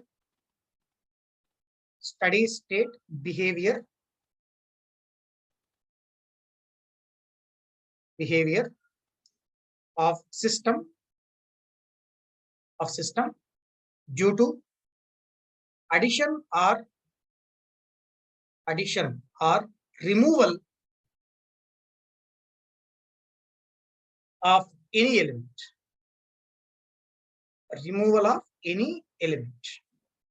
Okay, element means it may be a line or generator. For example, it may be a line addition or removal. You can say generator addition or removal. You can say transformer addition or removal. You can say, right. That's the method one. So that is the objective one. Second objective. See, by doing this power flow analysis, we are capable to know what will be the power loss in the system and what will be the efficiency, and how are the voltage drops in the system, how is the voltage profile at various buses in the system.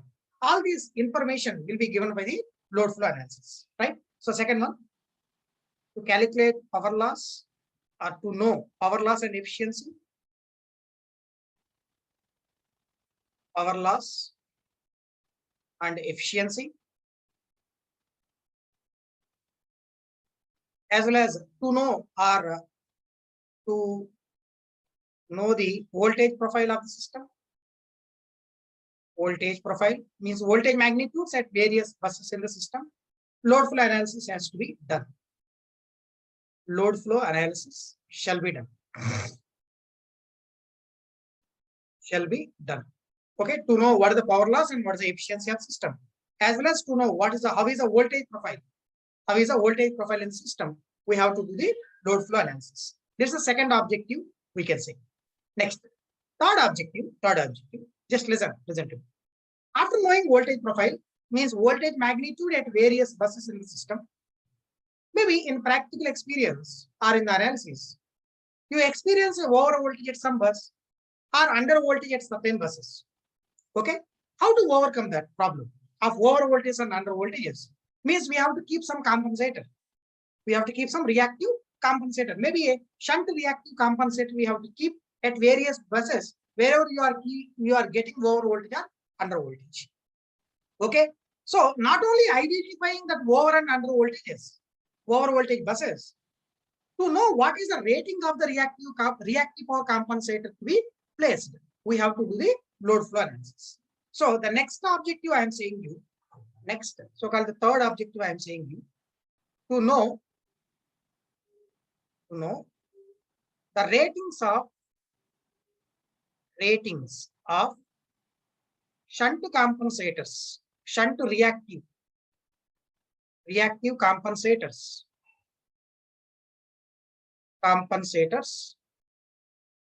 to be placed at various buses in the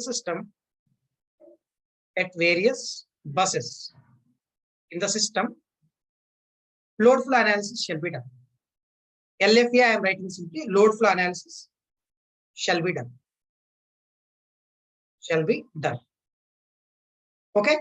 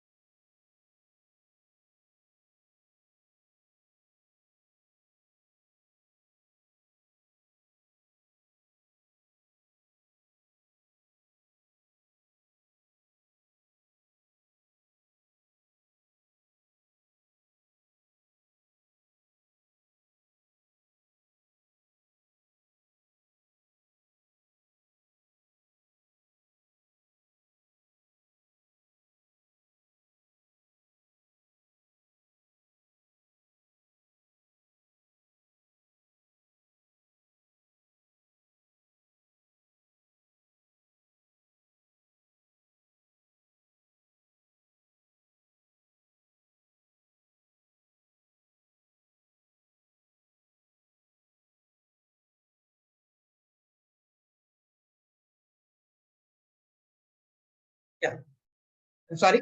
Next thing. Next aim of load flow analysis. Listen. See, tell me, is it required to do this load flow analysis before doing fault analysis? Before doing fault analysis, is it required to do load flow analysis or not? Tell me, please. Yes, because we need pre-fault voltage, right? We need pre-fault voltage. So to know the pre-fault voltage value, definitely we have to carry the load flow study. That's one thing. Second one is it required to do load flow analysis? Is it required to do load flow analysis before doing transient stability analysis? Before doing the transient stability analysis, is it required to do load flow analysis? Yes or no? Yeah, because we need to know what is the initial operating condition, right? What is the initial operating condition of the system? What is the initial rotor angle of the system? That we should know before doing the transient stability analysis. That initial operating point will be given by the load flow analysis only. See, whatever, not only these two, any analysis you want to do on the system, maybe a fault analysis, stability, or some other analysis, whatever it is, right? Before doing that, first we should carry out the load flow analysis here. Okay, so fourth aim, I can say, before doing fault analysis, and before doing fault analysis and transient stability analysis,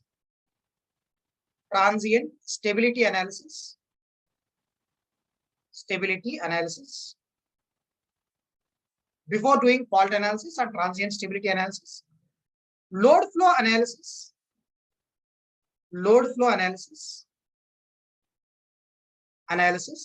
shall be done. Load flow analysis shall be done. Okay, right. Next. Can we say this load flow analysis itself is a steady state stability analysis? Can we say load flow analysis itself is a steady state stability analysis? See, actually what we do in the steady state stability analysis, simply we will be finding out bus voltage angles and all. And if all these angles are within the zone, within the prescribed zone, maybe from minus 90 degree to plus 90 degree, then we can confirm that the system is stable or unstable. Okay, see, to calculate angles at various buses in the system, obviously we have to do this load flow analysis. So the fifth objective, what we can say is load flow analysis will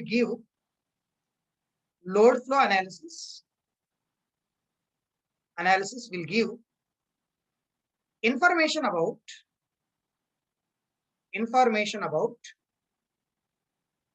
steady state stability of the system. About steady state stability of the system.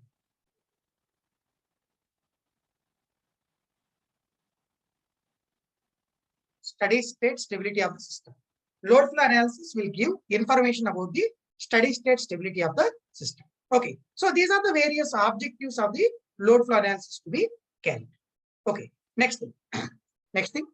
What are the various assumptions to be taken? What are the various assumptions to be taken in the load flow study? Assumptions in load flow analysis. Assumptions in the load flow analysis. Yeah, observe here. First assumption. See, all the time, whatever the analysis we are carrying out, the first and foremost assumption itself is a generator representation. Just recall the things I've discussed already, but still I'm recalling. How you represent generator in fault analysis? How you will be representing generator in fault analysis? Subtransient EMF behind its D-axis subtransient reactance. In the steady state stability, how you represent steady state EMF behind its D-axis steady state reactance? Transient stability analysis, transient EMF behind its direct axis transient reactance. Whereas in case of Y bus and Z bus constructions, current source in parallel with the internal impedance. Whereas in case of load flow, this generator is going to be represented as constant real power injection source.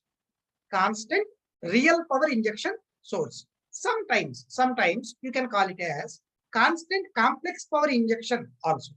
Okay, right. So first assumption you can say generator represented as constant real power injection. Real power injection. Or you can say generator represented as constant complex power injection. Complex power injection. Okay, like this we will be representing the generator. And second one, load representation. See, load is going to be represented as constant complex power withdrawal. Means wherever you have a load in the system, we assume that the load is going to take a constant amount of real power as well as a constant amount of reactive power. So load represented as constant complex power withdrawal. Complex power withdrawal. Okay, it will be represented as constant complex power withdrawal or constant complex power absorption. Okay, next thing. Transformer we represent simply as series impedance. That no load branch what we have for transformer will be completely neglected. Transformer represented as series impedance. You write here shunt branch is neglected. Shunt branch is neglected. Completely neglected. And fourth one, so-called transmission line. It can be represented either as a equivalent pi model or nominal pi model or short line model. Anyone. Equivalent pi model or nominal pi model or short line model. These things you will study even in detail in what we call TND later, right? Equivalent pi model or nominal pi model, or you can say short line model. That's the representation of the transmission line. Fourth one. Next. Some more assumptions we are going to take up quickly. Some more assumptions I am taking up. Frequency variations are neglected while we are doing load flow analysis, right? Frequency variations are neglected. Frequency variations are neglected.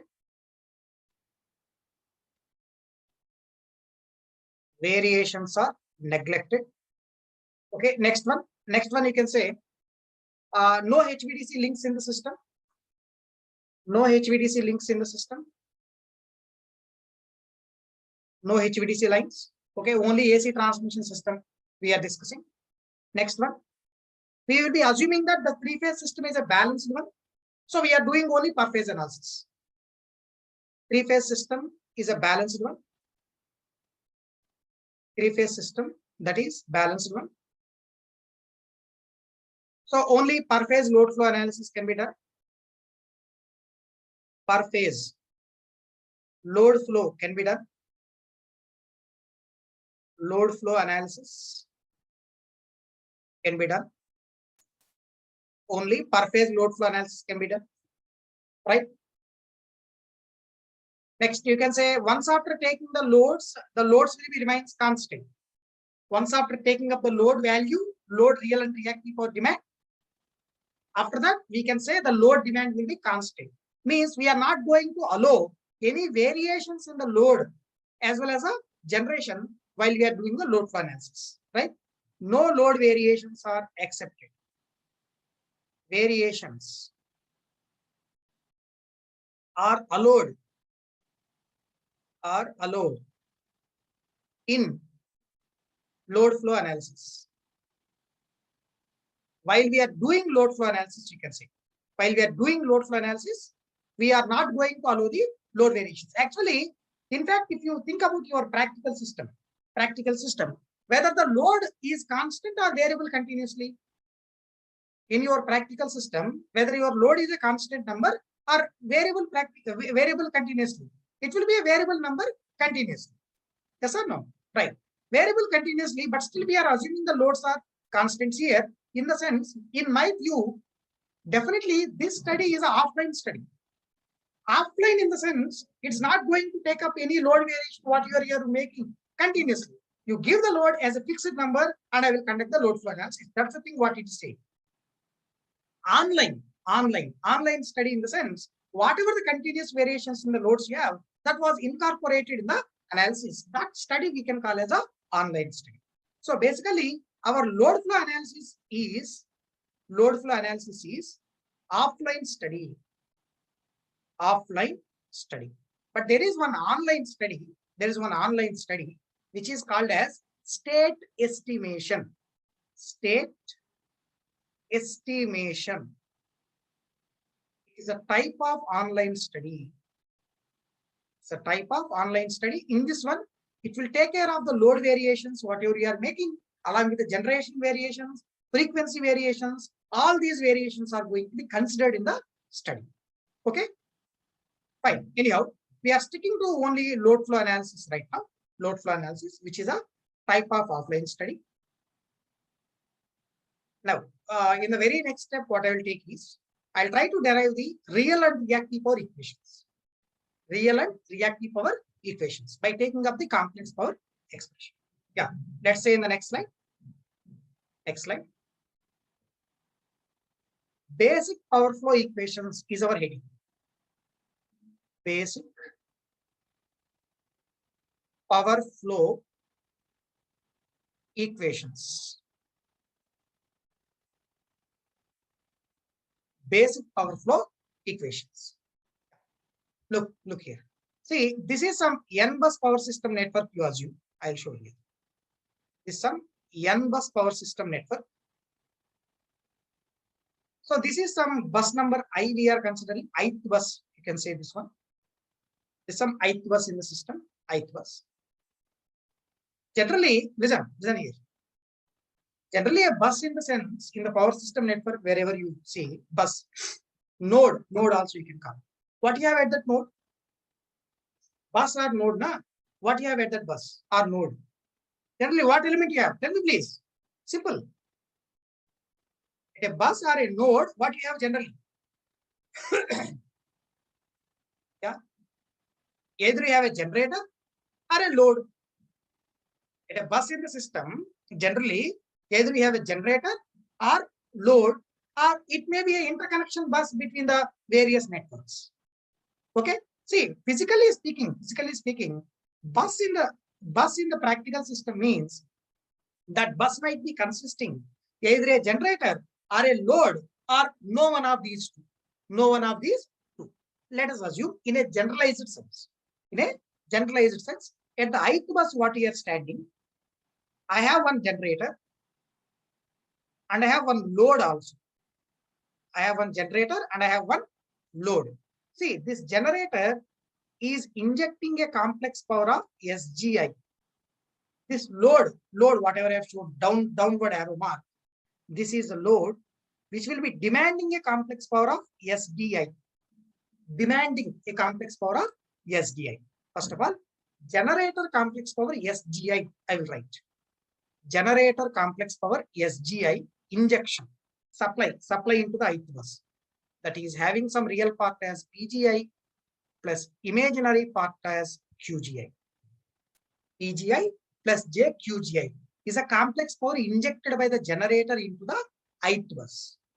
And load is absorbing some complex power SDI. Load is absorbing some complex power as SDI. It is PDI plus JQDI. PDI plus JQDI.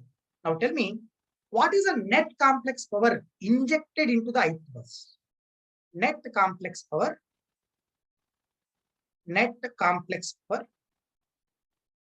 injected into ith bus. Anybody? Injected into ith bus. That is simply generation minus demand. Na? Yeah, all of you, please tell me. That is nothing but generation minus demand. Difference between the two. So SI, I am calling that later, which is SGI minus SDI. And what is that SGI minus SDI now? You write this PGI plus JQGI, complex power generation, minus demand is PDI plus JQDI. Okay, so from this, you can write here PGI minus PDI plus J QGI minus QDI. QGI minus QDI. Like this we can take. And whatever this PGI minus PDI we have, PGI minus PDI, that we can say as net real power injection into the IPS. And QGI minus QDI is the net reactive power injection into the IPS. Okay, please complete this one. I'll take up in the next slide and I will show the same diagram. And I will remove this generator and load. Just I will show SI as an injection. SI as a injection.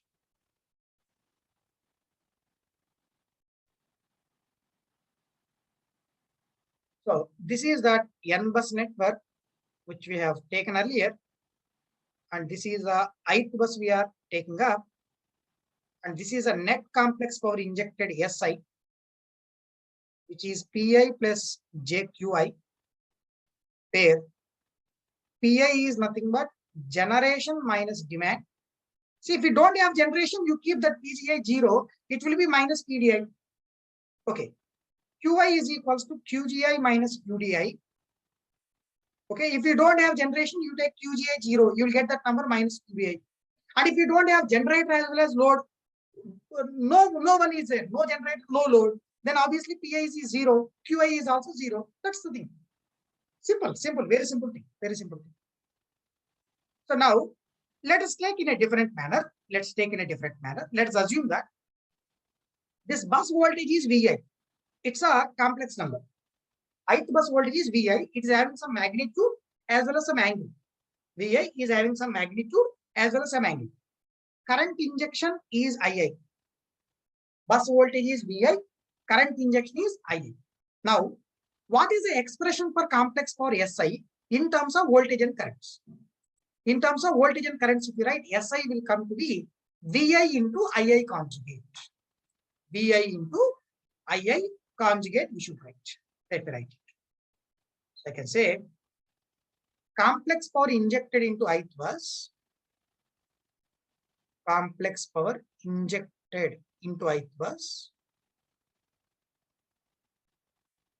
Injected into ith bus.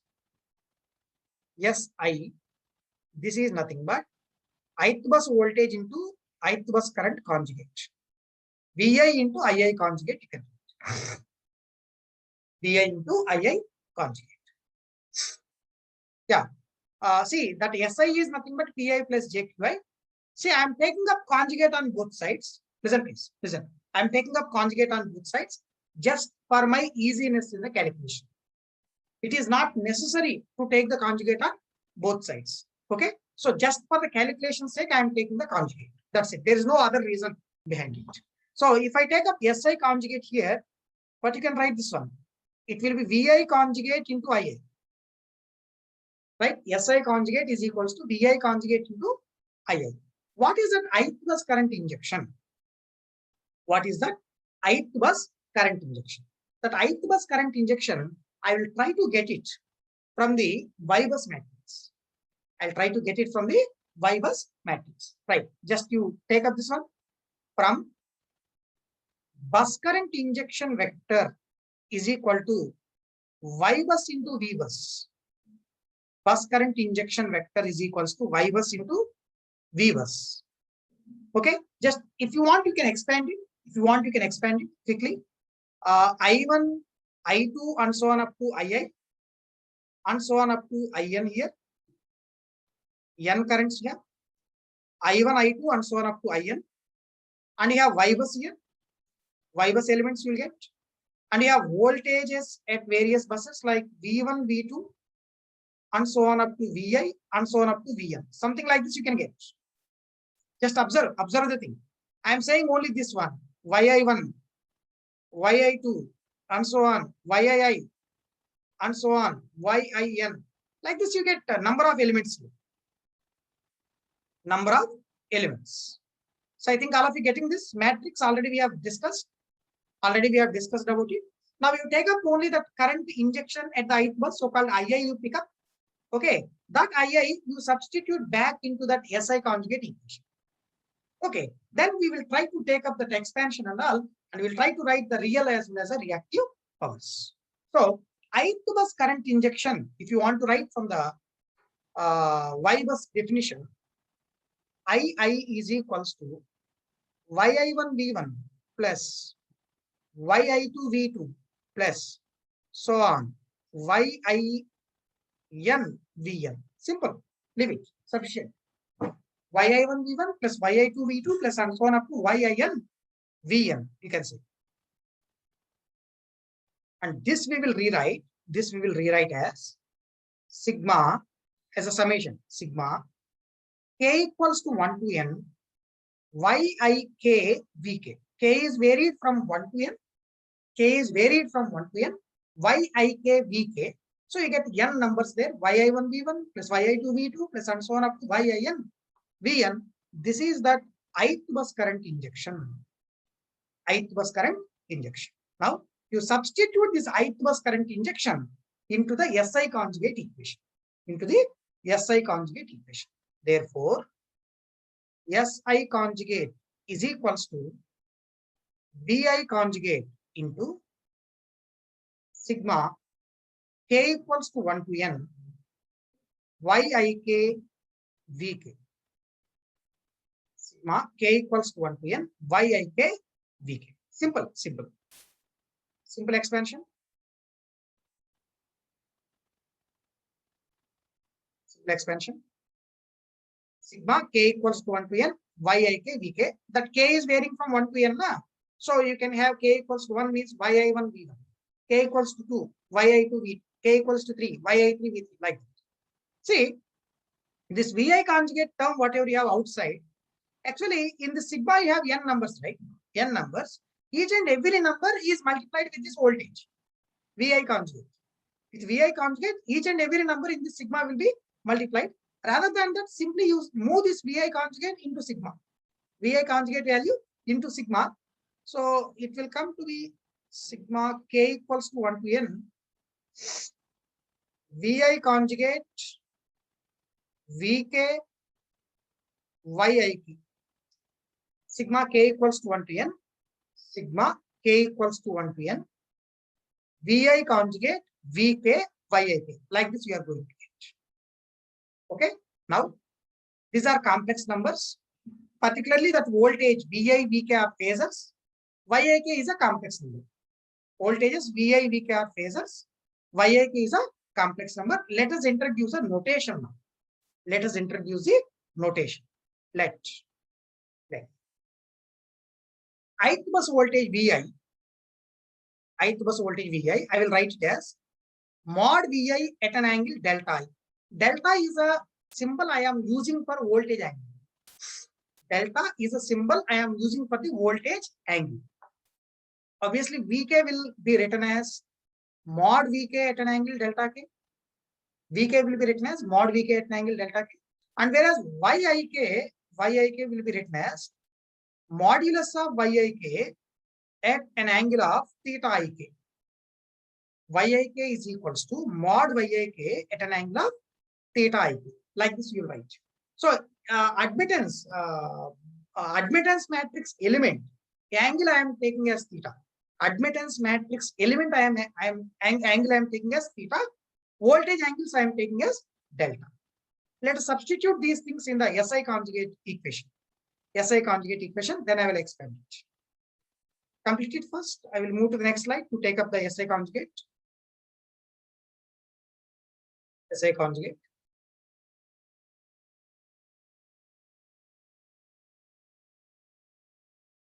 Yeah. So therefore, net complex for injection conjugate will be equals to sigma k is equals to 1 to n. K equals to 1 to n. Vi conjugate means mod Vi at an angle minus delta I. Vk in the sense mod Vk at an angle delta K. Yik in the sense mod Yik at an angle theta Ik. Mod Yik at an angle of theta Ik.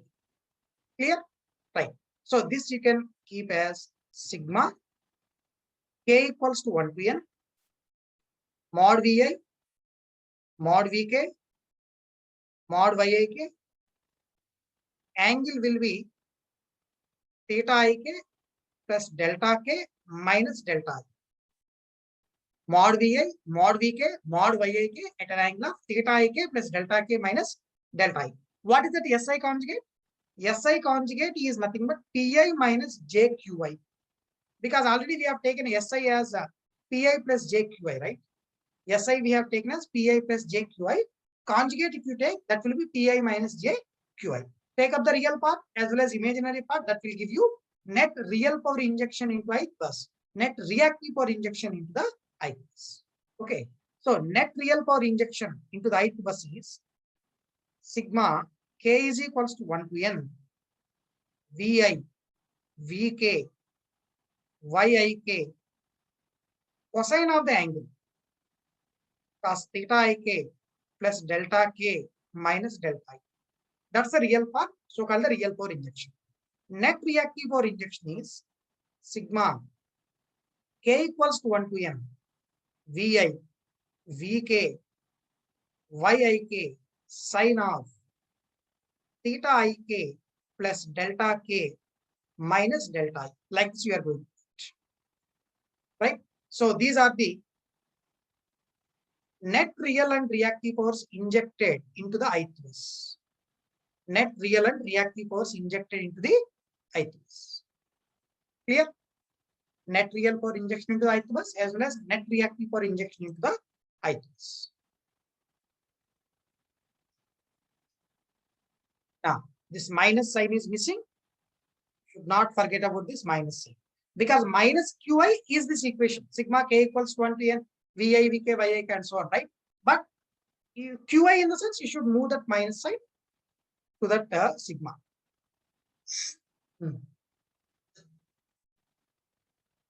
Right. Next. See, in this whole equations, what we have, which are constants, which won't vary in the analysis at all. Which are constants here? Anybody? Which won't vary in the complete analysis. Which are constants? Only Y bus elements. Y bus elements will be constants. That's it. Voltage magnitudes may change. Associated angles also may change. So in that view, I will be rewriting this equations Pi, real power Pi, as a function of magnitudes of voltages and associated deltas. Real power Pi as a function of magnitudes of voltages and associated angles deltas. And Qi is again a function of magnitudes of voltages and associated angle deltas. Magnitudes of voltages and associated angles deltas. Yeah, I'm saying in the analysis, Amit Vikram, in the analysis, what quantities you have to find? Voltages and angles, real and reactive powers, which are unknowns in our study, voltage magnitudes and angles, which are known values and which are fixed numbers, admittance values. Admittance values are fixed numbers. So, as a whole, I want to tell you here, total 4 quantities we have to find. Total 4 quantities we have to find from these equations. Real power, reactive power, magnitude of voltage, associated angle. Okay, at each bus. First bus, P1, Q1, mod V1, delta 1. Bus 2, P2, Q2, mod V2, delta 2. Bus 3, P3, Q3, mod V3, delta 3. And so on up to nth bus, Pn, Qn, mod Vn, delta n. Okay, yeah. First, let me write this one. At each bus, 4 quantities has to be calculated. 4 quantities has to be calculated.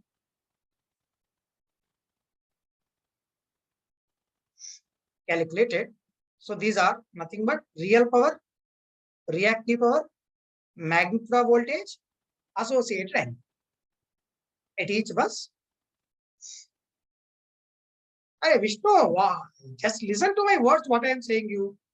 But no frequency and load variations means voltage also constant. Do we know voltages? I will give network. I will give network to you. Do you know voltages? Tell me please, Vishnu. Do you know voltages? We don't know voltages. We have to calculate them. That's what I am saying you. And we don't know real and reactive powers. That also we have to calculate. After all, we know simply network. Network in the sense we know Y bus elements. That's it.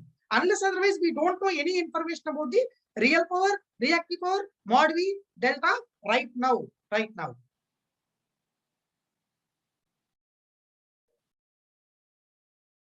Fine. Have you understood this, Vishnu?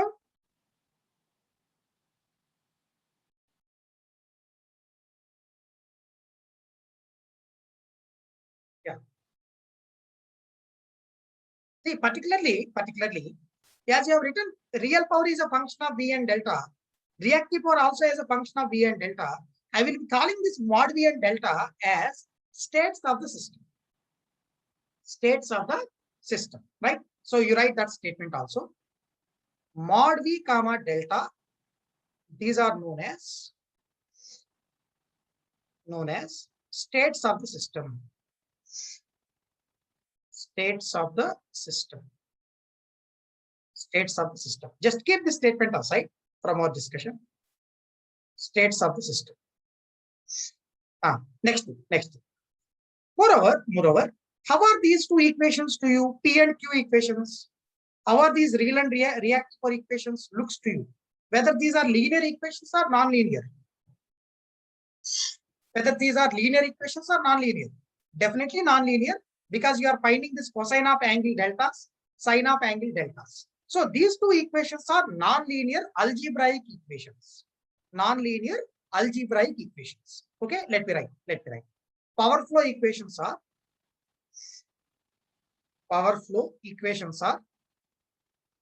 non-linear algebraic equations. Algebraic transcendental equations. There is one more word I am mentioning here. Transcendental equations. Transcendental equations. These are non-linear algebraic transcendental equations. What do you mean by that word transcendental? What do you mean by that word transcendental? What do you mean by that word transcendental? Yeah, kindly listen to me. You don't know the angle delta. You don't know the voltage magnitude mod V. And you have to find out these two, mod V and delta. Okay. So while you are solving this equation to find out that mod V and delta, let us see. Mod V and delta. See, one of the unknown is delta, which is inside the cosine. So if that unknown is inside the cosine, obviously overall equation will come to be non-linear equation. That's it. That's what I am saying. Okay, fine. What do you mean by transcendental? Transcendental is simply nothing but differentiation will be endless. For example, you take dp by d delta. dp by d delta. You have delta here, you may get minus sign. Again you differentiate, you may get cos. Again you differentiate, you may get sin. Again you differentiate, you may get cos. Okay, that type of repetitive differential terms you are getting. Any order you take the differentiation, still some function will exist. That function we are going to call as transcendental function, or you say transcendental equation. Okay, differentiation will be endless. Like sine, cosine, and we can say exponential functions. These and all will come in the category of the transcendental functions. Yeah, next. Let's continue with this one what we have written. At each bus, 4 quantities has to be calculated. P, Q, mod V, delta. Total how many buses we have? N buses. N. At each bus 4 quantities. Total how many quantities you have to calculate in the analysis? 4n. 4 into n. Let me write here. Total number of unknowns in bracket in n bus system. N bus system is equal to 4n. Total number of unknowns will be 4 times of that n. Next thing. But how many equations are available to you? How many equations are available to calculate these 4n quantities? How many equations are available to find out these 4n quantities? See, these are only the two equations available, right? Bus 1, P1 equation, Q1 equation. Bus 2, P2, Q2. Bus 3, P3, Q3. Like if we have n buses, how many equations we have? 2 times of n. At each bus, 2 equations, one real power, one reactive power. Total number of equations available are 2n. Total number of equations are available 2n. Okay. Total number of equations available are 2n. See, number of unknowns are greater compared to number of equations available. Number of unknowns are greater compared to number of equations available. See, if this is the case, if you are attempting to solve this type of problem, if you are attempting to solve this type of mathematical problem, we will get infinitely many number of solutions. We don't get a definite solution for this. We don't get a definite solution. When we are going to get a definite solution, means whenever the number of unknowns and number of equations are exactly equal, at that time only we are going to get the definite solution. Okay, so you write here as number of unknowns greater than number of equations. Number of unknowns greater than number of equations available. Number of equations available. Right? So you write simply, if this is the case, a definite solution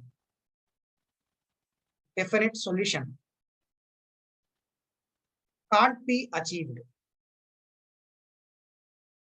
Can't be. A definite solution can't be achieved as a number of unknowns is greater compared to number of equations available. So when we get a definite solution means if number of unknowns and number of equations are exactly equal. Now, two choices here. One choice will be increase the number of equations to 4n. Increase the number of equations to 4n. Is it possible? No. It's not possible to increase the number of equations. Or else, one more possibility what we are saying is decrease the number of unknowns to 2n. Decrease the number of unknowns to 2n. See, to decrease the number of unknowns to 2n, at each and every bus, you should give me two quantities. In the 4 quantities, what you said, na? P, Q, mod V, delta. In the 4 quantities, definitely you should give me 2 quantities to me first. Right? After giving 2 quantities at each and every bus, total number of unknowns will be decreased to 2n, and we can find out those 2n unknowns with the help of the 2n equations available. Okay, that's the logic what we are going to follow. Right. So to get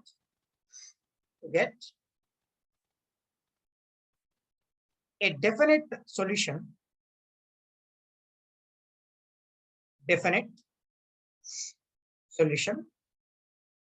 at each bus,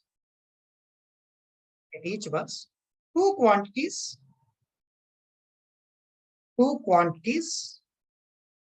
must be specified.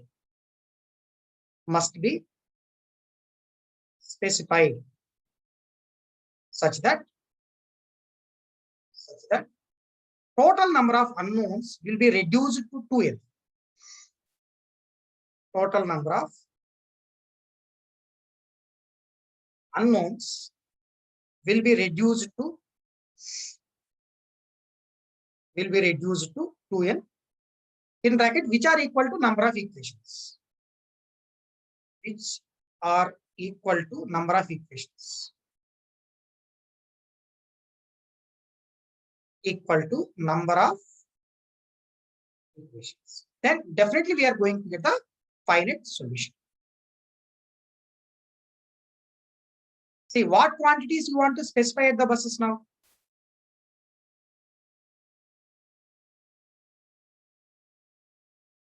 What quantities we have to find? What quantities we have to specify at each and every bus? 2 quantities we are giving choice, P, Q, mod V, delta. Based on what quantities we are going to specify at each and every bus, we are having the bus classification. Okay, so I think all of you getting the route why we are introducing this bus classification and all, right? Yeah. So the next heading what we are going to take is bus classification. Bus classification. Based on bus classification is done based on what quantities we are going to specify at each and every bus. Yeah. So the next heading I'm taking up bus classification.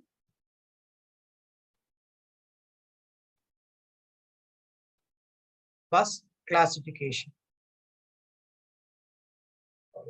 See, before discussing about this bus classification, just listen to my words. Listen to my words.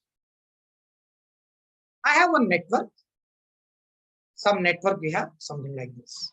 Network. Number of buses we have, I am showing a limited number of buses. Not many, limited number of buses. These are some buses existing on one side, right? And these are some other buses consisting loads actually. These are some loads I am keeping at various buses, something like this. These are some generators.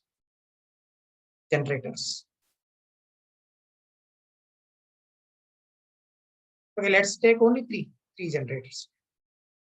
So that fourth one. Take up only 3 generators and 4 loads. 3 generators and you have 4 loads.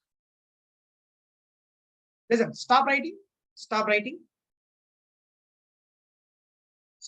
and just listen to my words, whatever I am saying. See, actually, this load flow analysis is an offline study. Offline study in the sense, maybe for the next day load dispatch, for the next day, tomorrow, for the next day load dispatch, in certain time duration, for that particular operating zone or operating time, we are doing our calculations right now. Listen to the words, don't confuse.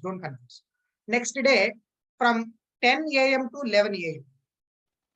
10 a.m. to 11 a.m. I want to know tomorrow. Look here. Tomorrow, next day, 10 a.m. to 11 a.m. in the power system network, how will be the load? How will be the generation? Whether the generation is going to be matched with the load or not, whether the frequency is going to be maintained as constant or not. These are some things what we are going to take up before going into operation. So for this particular time duration, how is your load? How is your generation? Are you capable to make the frequency as constant? That work, that analysis work, we should do right now before going for the operation. I think all of you getting this point. Tell me please, all of you getting this point? This is the meaning of offline study actually. Load dispatch. How is a load dispatch in that particular duration of time in the next day? That's what we are investigating. See, who will do this load flow? Generally, load dispatch centers. Like Northern Load Dispatch Center, Southern Load Dispatch Center, Western Load Dispatch Center. Like that, we have some load dispatch centers in India. These load dispatch centers will conduct this load flow continuously for the next day's operation. Not only that, this load dispatch center, one of the aim of that load dispatch center is maintaining the operating frequency as constant or within the prescribed limits. Okay, these are the aims of the load dispatch center. Okay, see, for example, we are a load dispatch center engineer. So our boss has given a signal to us. You have to do the load dispatch in the duration of 10 a.m. to 11 a.m. next day. Okay, after getting that instructions from the boss, what we do? Just we ask the generators, 3 generators we have, and we have 4 loads we have.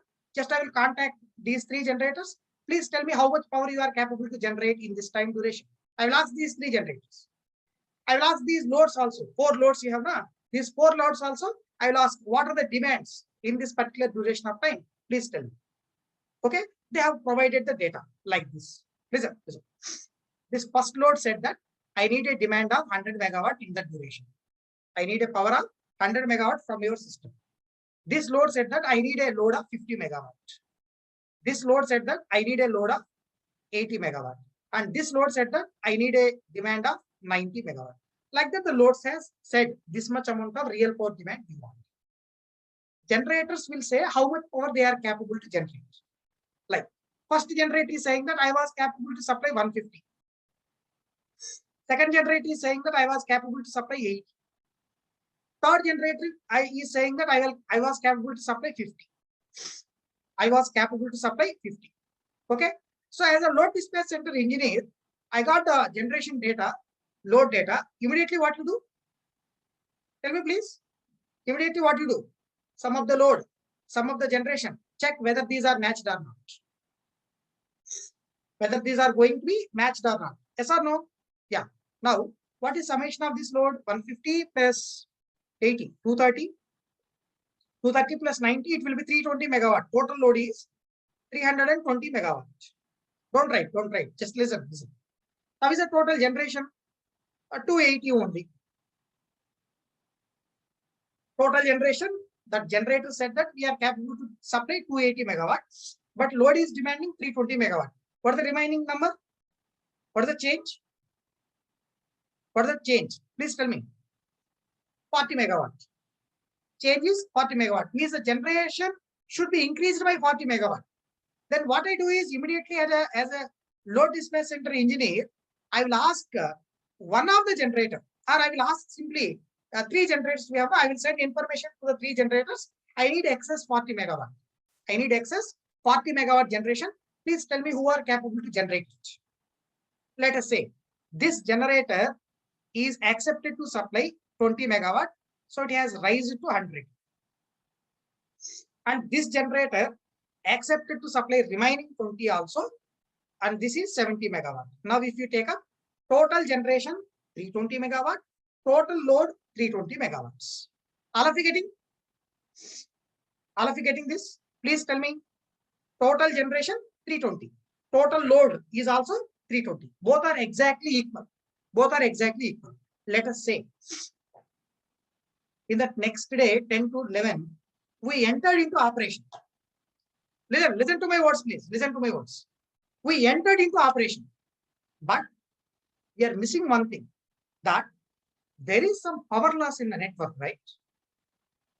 We are missing one thing, that there is some real power loss in the network. Yes or no?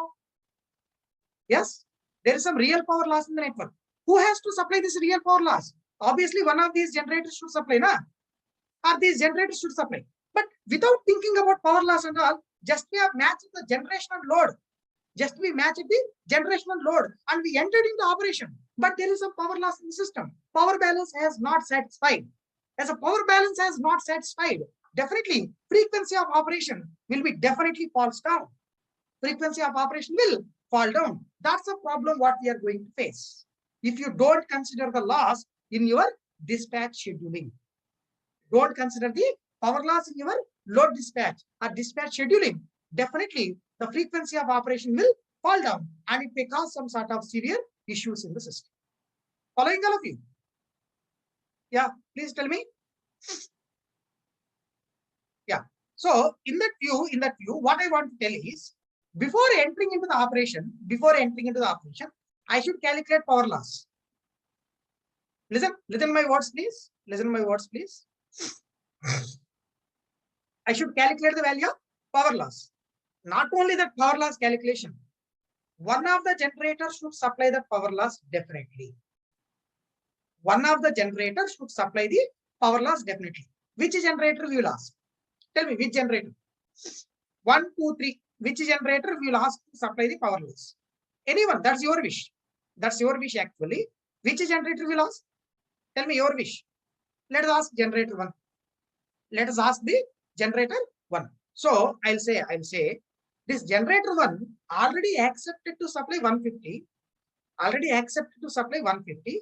Along with that 150, I am asking that generator to supply that 150 plus power loss. I am asking that generator 1 to supply that 150 megawatt plus power loss. How much is power loss?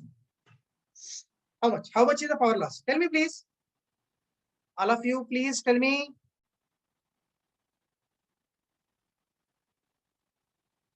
Please listen here, Vishnu. Please listen here. Kindly listen here what I am saying. Huh? Why can't all the 3 will share the power losses? Huh?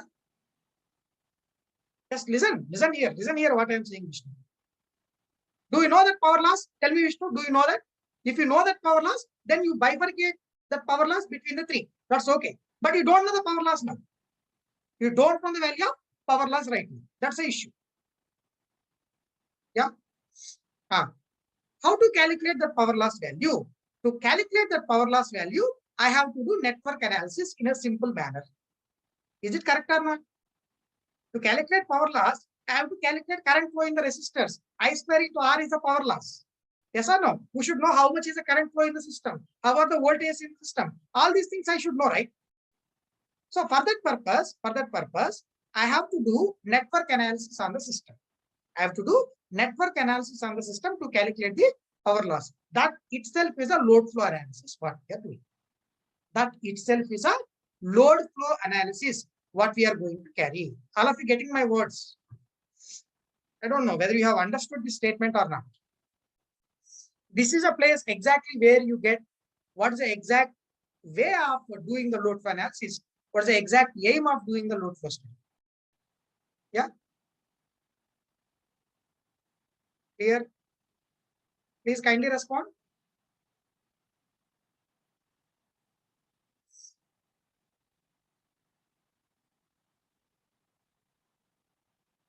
Yeah, fine.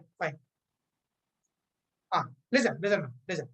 I will ask very simple questions to all. Very simple questions to all. Just answer me. Very simple questions. We are about to do network analysis now. That's so-called load flow. We are about to do network analysis, so-called load flow. What's your aim? To calculate power loss. Such that one of the generator will supply that, so that power balance will be exactly satisfied. Frequency will be fixed to 50 Hz in that particular duration of time, 10 to 11. Fine. Listen.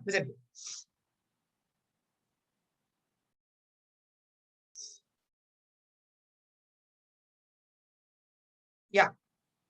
Look, load one. Do you know power demand? I need your answer, yes or no. Load one. Do you know power demand? How much? 100. Okay.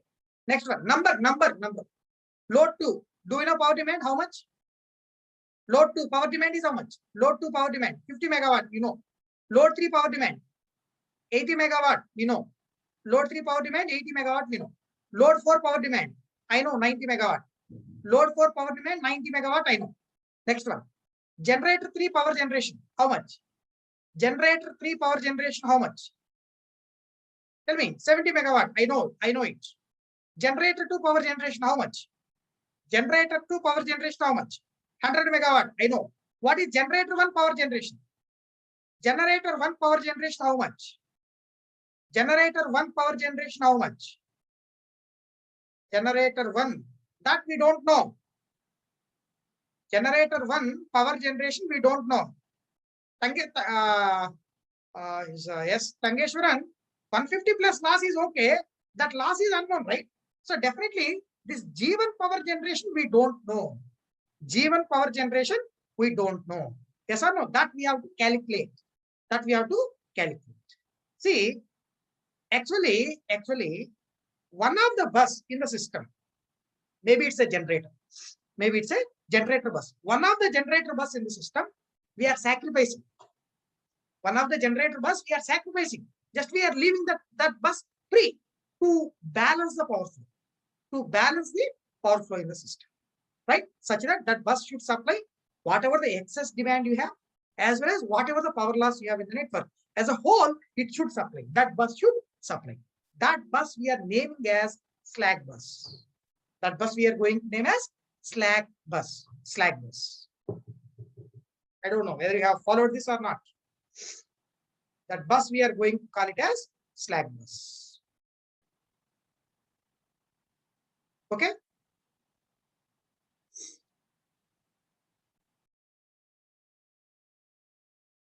Slack bus. Okay, so tell me please, how many buses we have in the system? Basically, 2. Generator bus, load bus. That's it. 2 buses. Generator bus, load bus. One of the generator bus we are going to assume as slack bus in order to satisfy the power balance. While you are doing the mathematical calculations on the paper or in the computer. Okay, not in practical system. not in the practical system, right? So the first type of bus we are going to denote as slack bus. First type of bus we are going to denote as slack bus. Just wait for 10 minutes. Just wait for 10 minutes. We will finish it off this one because we can't extend the same discussion for the next day. That's why. Okay. Slack bus. See, it is selected as better. I'll write this statement. This may be even better statement. One of the generator bus in the system. One of the generator bus in the system. In the system shall be selected as slack bus in order to satisfy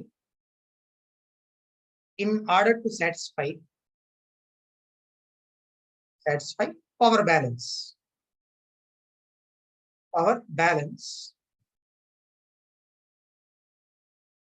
while doing load flow analysis or power flow analysis. While doing LFA, load flow analysis. While doing load flow analysis. Okay. So power balance in the sense simply total generation equal to total demand or load, you can say, plus total loss. Generation equals to demand plus loss. To satisfy that one, we are taking up one of the generators.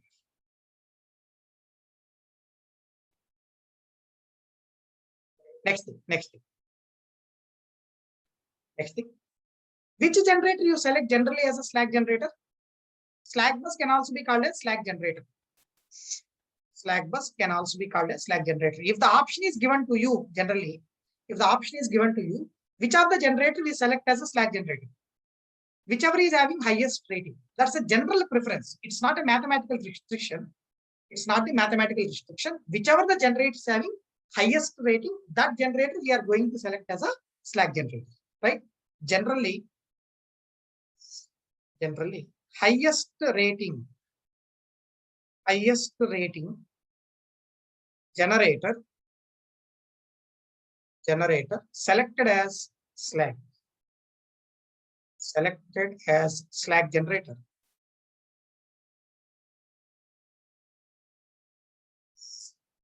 Highest rating generator will be selected as slack generator. Okay. It's just a meeting of excess value. Sivagopi Raju, just meeting of excess value. Yeah. Next thing. How many such type of buses is required in the load flow study? How many such type of slack buses are required in your load flow study? Only one is sufficient, right?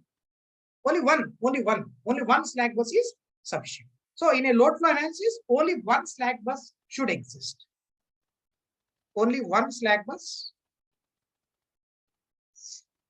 exist in the load flow study. Only one slack bus will exist in the load flow analysis. Okay, next thing. See, do you know real power in this bus? Do you know real power in this bus? No, we don't know. We don't know the value of real power. Okay, let us say reactive power is also unknown at that bus because reactive power balance also we have to maintain. So I don't know both real and reactive powers at this generator, whatever we have selected as a slack. So at this bus,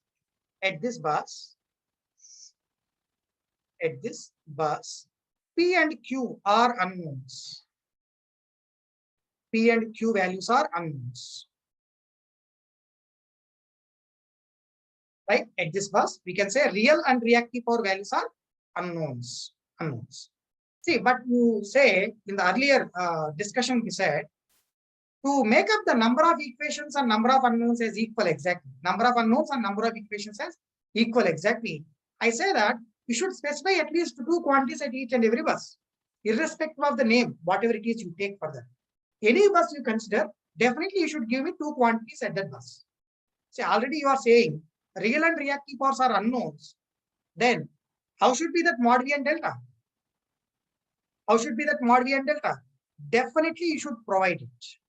If you provide mod V and delta, then only we are capable to proceed with the load flow analysis by solving the equations.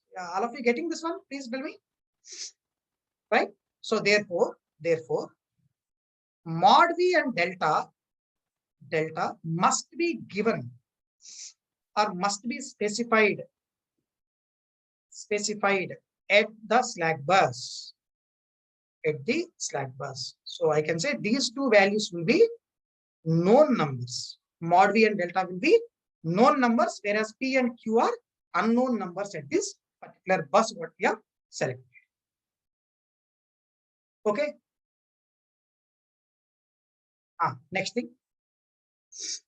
Next statement I will say. So definitely this bus will meet the excess power demand, so-called 150 megawatt, what we have written earlier. Excess power demand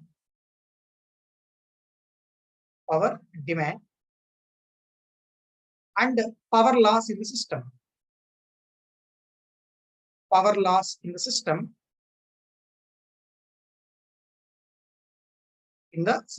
To maintain both real power as well as reactive power balance. Here we say to maintain complex power balance. To maintain both real and reactive power balance. Both real and reactive power balance.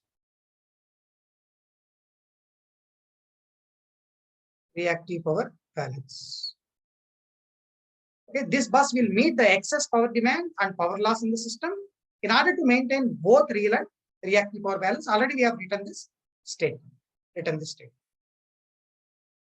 Okay, see, as a mod V and delta must be specified at the slack bus. Mod V value, sometimes they will give in the data as 1 per unit, or they will give this data 1.1, 1.05, that depends. You leave that mod V for time. But delta what we have, I will assume this as 0 degree. Delta what we have, I will assume that as 0 degree. By assuming that delta is equals to 0 degree, I will be calling this as reference phasor. This voltage we are going to call as reference phasor, and this bus we are going to call as reference bus in the power system analysis. Okay, so at this bus, generally we will be taking up the delta as 0 degree. So slack bus can also be called as reference bus. Can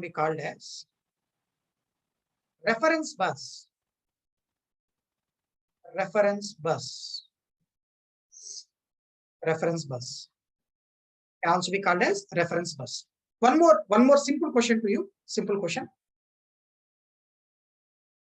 Listen, stop writing. Just listen. See, this bus has to supply that excess power demand as well as power loss in the system to maintain real and reactive power balance. This bus required to supply excess power demand, surplus power demand, as well as power loss in the system to maintain real and reactive power balance. Means, can I say this bus requires to have a capability to supply any amount of real reactive power you want? Can I say that this bus requires to have a capability to supply any amount of real and reactive powers you want? Yes or no? Yes, right? What is that bus name? What is that bus name now? If a bus is having a capability to supply any amount of real and reactive powers, this bus we are going to call as infinite bus. So slack bus is a best example for the infinite bus we consider, right? So this bus can also be called as infinite bus.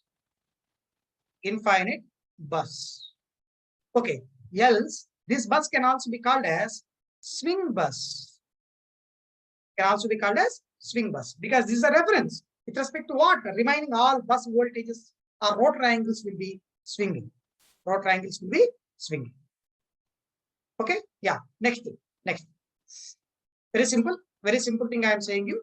Just listen. It's a diagram we have taken earlier with some loads as well as generations. Let's move. Listen here. Listen, all of you. Simple question I will ask. Very simple question. Yeah. Look, load flow is over. We have done. We have done by some method, by some way. We got the load flow analysis result. Listen to my word. Load flow was over. Analysis was over. Calculated the power loss value also. I got this number 10 megawatt. Got the power loss number 10 megawatt. I am saying that number by doing calculation. How much amount of power this generator one should deliver? How much amount of power generator one should deliver? Tell me please. Generator one should deliver how much amount of power? 160 megawatt. This should supply 160 megawatts. Simple. So as a load dispatch center engineer, I have done the load flow, and I say that generator one we have to supply 160 megawatt at this duration of time, 10 a.m. to 11 a.m. tomorrow. I said generator two, I said that you have to supply 100. Generator three 70, and I will say to the loads also. Load one, you ask me 100. Stick to your load. Don't cross that limit. You have to demand only 100 megawatt at that time. Load 2, 50 you have to demand. Load 3, 80. Load 4, 90. Because as you said that you are demanding that at that time, we have to demand that value only. That's what the restriction I said there. But after entering into practical operation, I have entered into next day, 10 to 11 a.m. in the duration of time. But load is restricted to 100 in the sense, will it be always constant at 100? Who is the load here? Our houses, our apartments, our industries, buildings, these are loads, right? If these are loads for you, but we are not very calm, we'll be continuously switching off, switching on, lights, fans, ACs, computers, whatever it is. Yes or no? Tell me please. So as and when we are the commanders of the demand, definitely we are not making this load constant at 100. It will be changing, maybe 99.5 something or 101.5 something. Like that, the loads are continuously changing. But you see, listen again. You see, after entering into practical operation, I am saying that this load 50 was increased by 2 megawatt. This load already 50 we said, but it was increased by 2 megawatt. Who has to meet this excess 2 megawatt demand in the system? Who has to meet that excess 2 megawatt demand in the system? Tell me now, is it generator 1, generator 2, generator 3? Are generator 1 don't know that as a slack bus, right? Sai Sandeep, Gokul, Sai Charan, just listen to my words. Just listen to my words. Don't answer me, just listen. Excess 2 megawatt we have added, but generator 1, how come it know it is a slack bus? That you have written on the paper. Generator 1 is a slack bus, you have written on the paper. But you have not printed that on the nameplate of the generator 1. And generator 1 don't know is it a slack bus or any other thing. Yes. All of you getting the view? I don't know. Yeah. All of you getting the view what I'm saying you, viewpoint. Generator 1 don't know is it a slack bus or some other thing. See, after this 2 megawatt is added up, who has to meet this demand means all the 3 generators will meet that demand based on their speed regulation characteristics. All the 3 generators will be attempting to meet that excess demand whatever you add. When? After entering into practical operation. After entering into practical operation means what I am going to tell here is in the practical operation of the power system network. Do you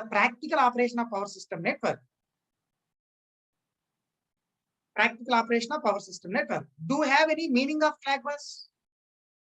Do you have any meaning of slack bus, or do you have any slack bus in the practical operation of the system? No, we don't have any slack bus in the practical operation of the system.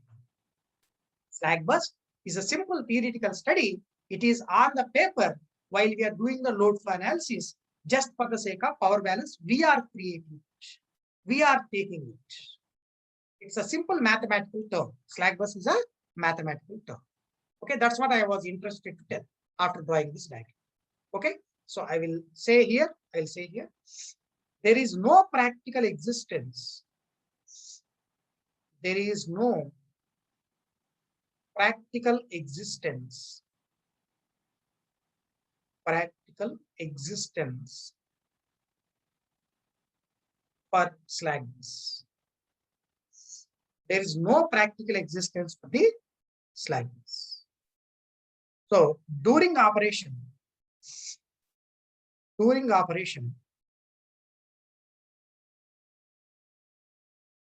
any power change or power variation shall be met by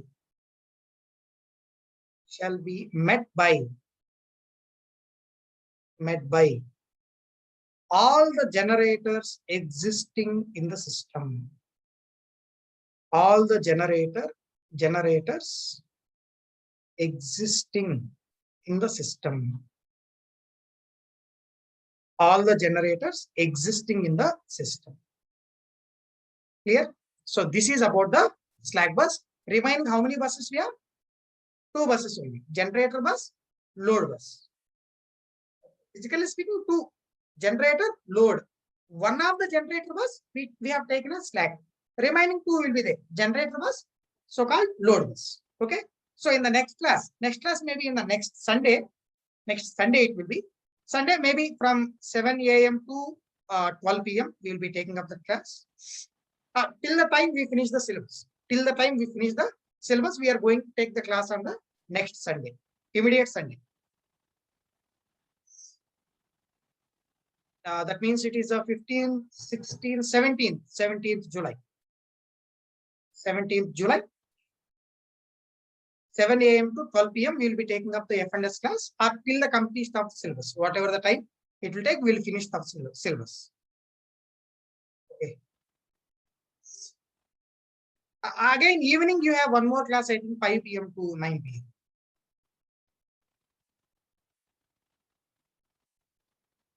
Yeah. So if you have any doubts, you can raise your hands. If you have any doubts, you can please raise your hands.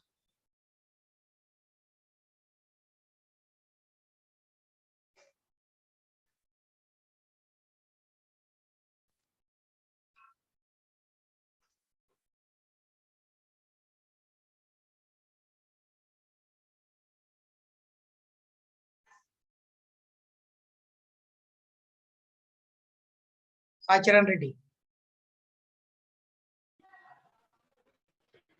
Tell me, Acharan Reddy. Hello, sir. Tell me. Sir, before break, you said some problem, sir. In that, without a bus, Z bus, we cannot calculate something you said, no, sir.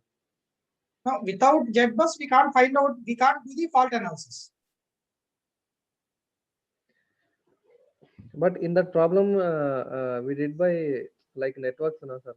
Without what is that ZAB, ZBA? They are values from Z bus. Those are Z bus elements only, right? Yes, sir. Yes, sir. Yeah. Sir, here summation, you did some summation, no, sir. Here. In that summation. Yeah, I am sorry. Sunday it is July 18th. Next Sunday it is July 18th. Yeah. Fine. Tell me. Sir, in basic power equations, sir. Basic power equations. What's the doubt you have? After current bus, sir. Correct. Okay. What you have doubt? After in summation, you took a K. I have taken the K as a variable, varying from 1 to n. Okay. Yeah. K would be 1 to n, no, sir? K. I am varying from K value 1 to n. By the way, if you keep 1, you get yi1 b1. If you keep K equals to yi2 b2, that's sigma. Okay. Okay. Okay, sir. Any other? No, sir. That's it. Done. Ajit. Sir. Tell me, Ajit. This regarding the slack bus only, sir. Tell me.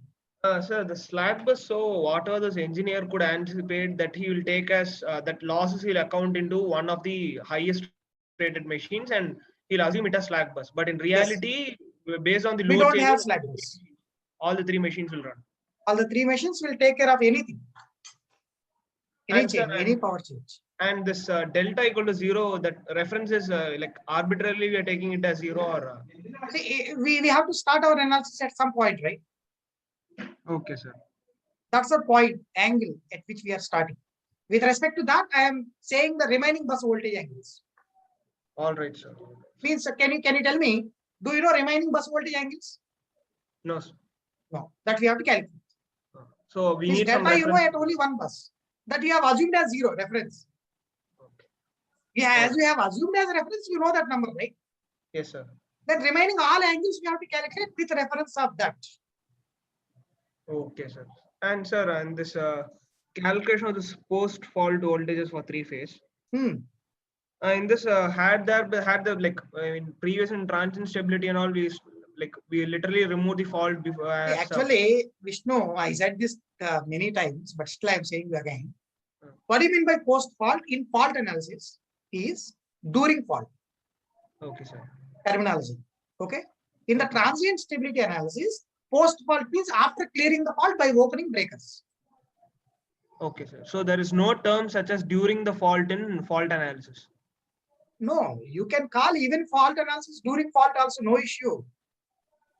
During fault and post fault are synonyms in case of fault analysis. Okay, sir. Okay, sir. After clearing fault and post fault are synonyms in case of transient stability analysis. Okay, sir. Okay. Okay. So these are not my statements. These are given by Professor Kimbar. He is a first author of power system stability and fault analysis. In the textbook, he has written clearly. Okay. So the students may confuse with this word of post fault. Please kindly consider post fault in the fault analysis means during fault. Post fault in the stability analysis means after clearing the fault. All right, sir. Okay. Thank you, sir. Yeah. Pujar. Pujar. Good evening, sir. Sir, Good evening. in Tell me, the Pujar. end, you said all the three generators depending on the speed regulation. So, sir, can you tell that the speed regulation should be more or less for the extra demand to be met, or It how will will it come happen? in load frequency control, I think. The comparison between R values now.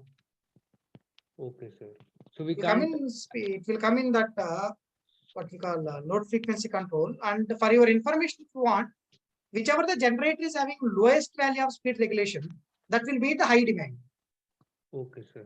In the 2 megawatt, major component will be met by the generator which is having lowest value of capital R. Okay, sir. Okay, whichever is having highest value of speed regulation, that will meet very less amount of demand. Sir, but why is it so? That speed regulation again we will set, Puja. Okay, sir. For a particular generator, how much speed regulation you want means that is completely in our hand. We can set it. Yes, sir. For example, I'll tell you, among these three generators, this is having a low cost generator, low cost power generation. This is having very high cost power generation. Yes, sir. Okay, then what I'll do is while you are setting that speed regulation, whichever is having lowest cost of power generation, that for that I will set lowest value of speed regulation. Yes, sir. So that it can It can meet more demand. Extra demand. More demand. Okay, whereas this one you kept highest speed regulation, so it will meet less demand, so that we will be economizing the power generation also, power generation cost. Yes, sir. Yes, sir. Got it. Getting me? Yes, sir. Thank you. Yeah. Yeah.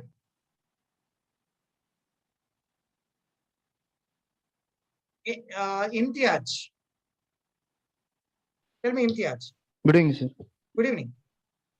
Sir, in the problem of the magnet of three-phase fault is there, sir? Where one side is fault, one side is the voltages. Sir, you said that IF is equal to VFA by ZA. IF is equals to Pre-fault voltage by ZAA. okay. ZAA is a Thevenin impedance. Okay.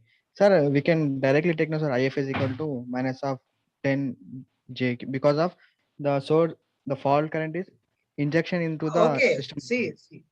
Imtiaz, if you are clear about that, you can write directly minus J10. Okay, sir. I am also clear. I will also write minus J10 only. But many people will ask me a doubt why you have written minus J. They have given only 10 per unit. That's why I have explained all these things. I confused in that due to that they came, sir. ZAA will have J symbol, right? Yes, sir. J something, J.1 or J point something. Yes, sir. Okay, after taking that inverse, you will get minus J. To say that one, I have written all those things. That's it. Okay, Else, okay. otherwise, I have written minus J10. Okay, sir. Sir, Okay. one more thought, sir. In the direct method, we can tell now, sir. Means series impedance can act as a mutual inductance. Can you repeat again what you are saying? The series impedance is there, no, sir. Admittance Y12, Okay. Y31. Okay. Can we talk as a mutual admittance? In one textbook, it is there, but we should not call it, in my view. I read in one textbook self admittance, mutual admittance. In which textbook? Kusik? That's in our college, sir. Computer Local aided author. power system analysis by Kusik, I think. I don't know that author name, sir. He will write that half diagonal elements as mutual impedances, mutual admittances. Diagonal elements as self impedances and self admittances. But I don't accept with the terminology.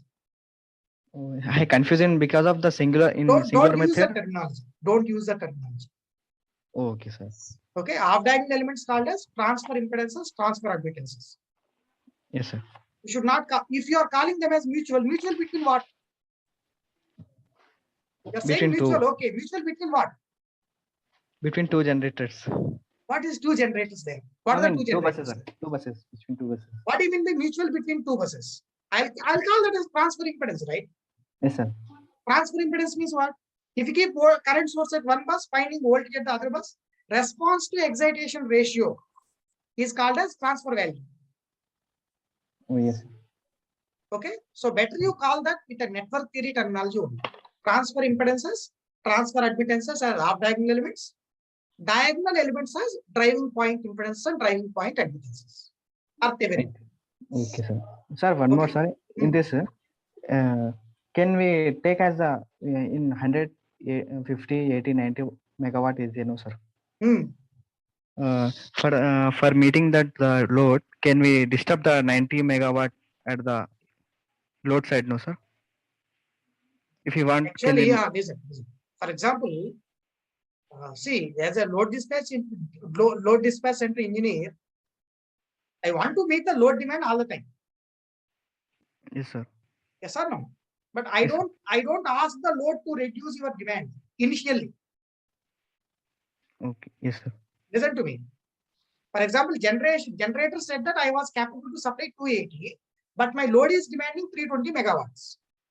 Yes, sir. Then as a first option, what I will do is I will ask generators first, whether you are capable to increase your power generation by 40 megawatts or not. I will ask them first. Yes, sir. If they have not accepted, they said that we can't increase the power generation by 40. Okay, we are capable to increase by 20. Remaining 20, you take some sort of alternative. That's the thing they said. Okay. Okay, 20 taken care. Remaining 20 megawatt you have to meet. Yes, sir.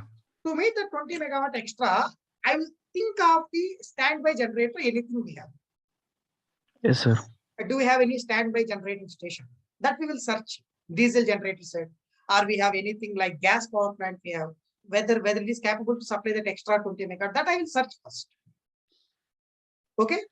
Okay, sir. Even after doing that search, if we don't have it, then I will ask some of these loads, at least I have a 20 megawatt, what we call deficiency. Please try to reduce your load by 20 megawatt. That I will ask them. Following him, Yes, sir, I'm following, sir. That's a last option. Asking the load to reduce its demand is a last option. Yeah, okay, sir. But in our Indian nature means nowadays you see, not in old days. Nowadays, present days you see. Are you getting 24/7 electricity? Yes, sir. Yeah. In olden days, I used to observe. In 1 week we have morning time power. from morning 6 to 12. Yes, sir. Okay, in another week, we will have only afternoon power, 12 to 6, Yes, sir. Daily shedding time.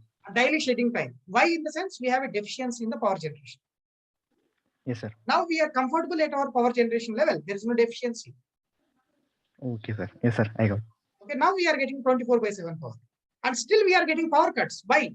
Because of Fault. operational what we call mistakes, operational Fault. failures, Can we not consider because as a of fault? intentional load shedding. Okay. Can we take call as a fault? You can LG. say disturbance, fault, abnormality, operational failure, whatever it is. Yes, sir. Okay, Yes, sir. Yeah. I got, sir. Fine. All right. Thank you, sir. Soundarya. Soundarya.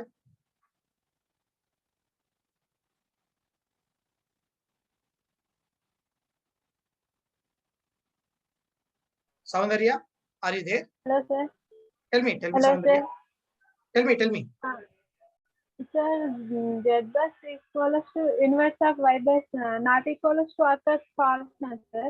What is that? Z bus not equals to inverse of Y bus. Who said Z bus not equals to inverse of Y bus? In fault occurs, sir. Okay. Z bus is not equals to inverse of Y bus, no, sir. I can't understand, sir. Y bus equals to inverse of Z bus or not equals to. I don't know. I'm not understanding what your question exactly, Soundarya. Please tell me what's your exact doubt. Which language you are comfortable? Please tell me, Soundarya. Hello. Which language you are comfortable? Sir, matrices of Z bus equals to inverse of not Y bus equals always Y bus equals to Z bus inverse or Z bus equals to Y bus inverse, provided that your network will be remain same. always equal, sir. Always equal. If network remains same. Okay, sir. In case, sir, fault duration ఉన్నప్పుడు, sir, equal and not equal, sir. Fault duration of equal and non-equal and question ఏంటమ్మా అసలు? And for example, 3 దగ్గరేమో fault duration అయిందనుకో, sir. Okay. అప్పుడు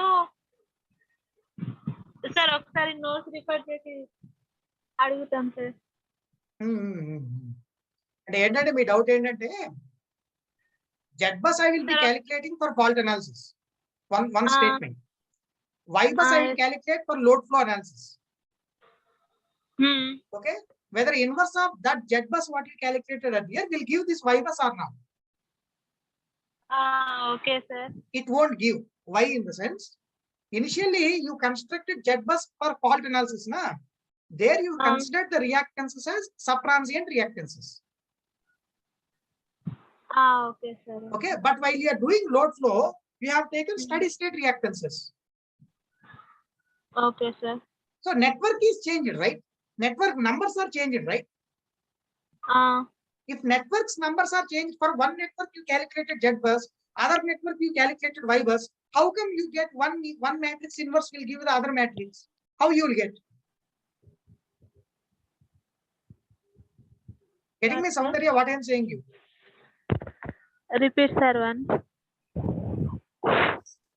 See, this is one network. Yes, sir. This is one network with some numbers. Bus 1, bus 2. Numbers 1 ohm, 3 ohms, 3 ohms, like this. One Okay, network. sir. And other network I am showing. This is 2 ohms, this is 3 ohm, this is 3 ohm. This is network during fault calculations. Okay, sir. This is the network doing load flow analysis. Yes, sir. Based on this network, you calculated the Z bus. Based on this network, you calculated the Y bus. Okay, sir. Whether the inverse of Z bus will give Y bus or not.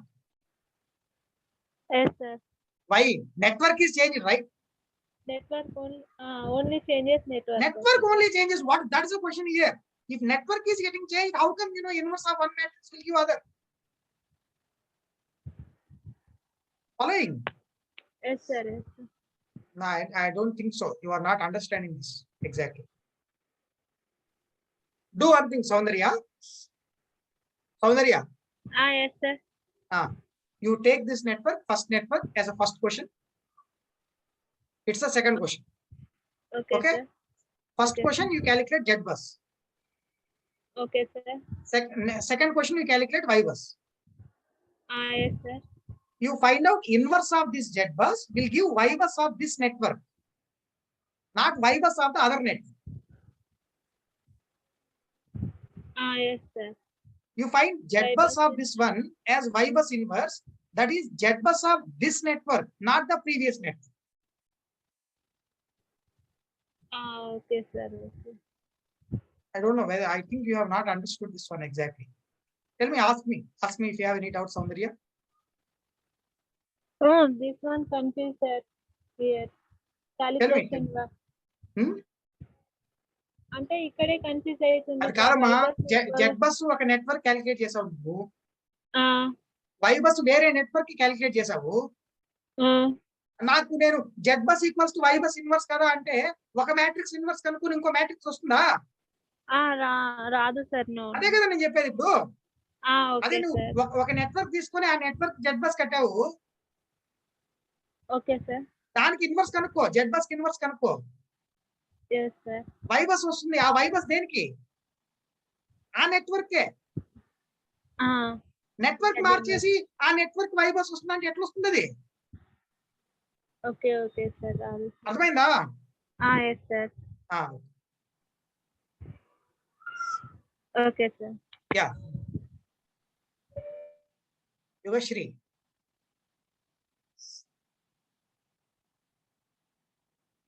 Sir, Yugashri, tell me Yugashri.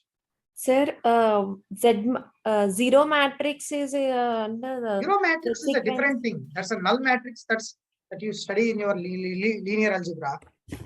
Yes, sir. Zero sequence anna kuda manam Zero sequence, that zero, this zero is not same, Yugashri. అంటే Z1 Z2 అనేది అంటే sequence indicate చేస్తున్నాం కదా sir, 1 2 3 అని ఇట్లా order wise గా. Just listen. Bus కి You construct the zero sequence network. Okay Zero sequence network you have to construct for the given single line diagram. Okay sir. For that you find out the Z bus matrix. That is called as zero sequence Z bus matrix. Okay sir. Z bus matrix constructed for zero sequence network. That's it. That does not mean that numbers are zero in that. అంటే నేను ఏమనుకున్నా అంటే sir, zero sequence అంటే order అనేది మనం ఇస్తుంటాం కదా sir, Z1 Z2 అనే order ఇస్తాం కదా సార్. అట్లా మ్యాట్రిసెస్ కూడా రాస్తాం కదా సార్, అట్లా అని నేను జీరో సీక్వెన్స్ అని జీరో మ్యాట్రిక్స్ అన్న ఒకటే అని అంటే అనుకుంటున్నాను. పాజిటివ్ సీక్వెన్స్ మ్యాట్రిక్స్ అంటే అన్ని నంబర్స్ 1 ఉంటాయా? అర్థమైందా? Positive sequence, negative sequence.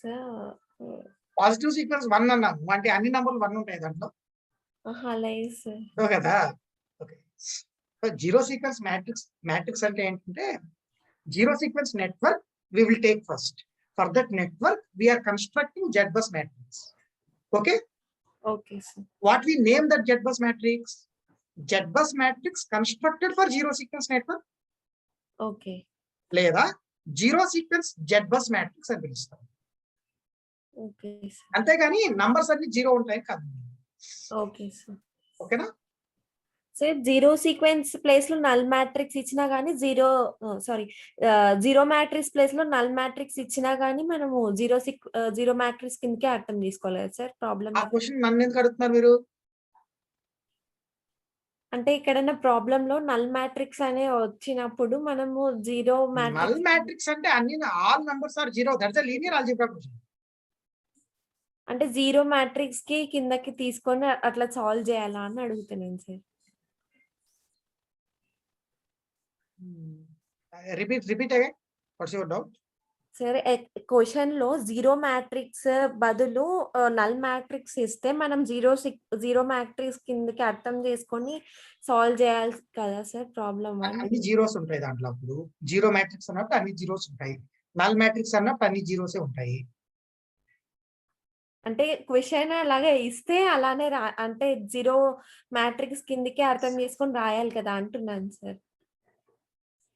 అంటే అది ఏ క్వశ్చన్, ఇప్పుడు power system question, mathematics question, అది చెప్పండి ఫస్ట్ నాకు. సార్ ఏదో క్వశ్చన్ లో నేను నల్ మ్యాట్రిక్స్ అని చూసాను సార్. నేను అది లీనియర్ ఆల్జీబ్రాలో ఎక్కడైనా చూసుకున్నావమ్మా? గుర్తుకు రావట్లేదు మన దాంట్లో చూసావా? పవర్ సిస్టమ్ ఎక్కడైనా చూసావా? ఆహా లేదు సార్, వేరే బుక్స్ అది ఏదో వేరే subject. Maybe in linear algebra you might be studying about null matrix. Okay, null matrix means it's a zero matrix.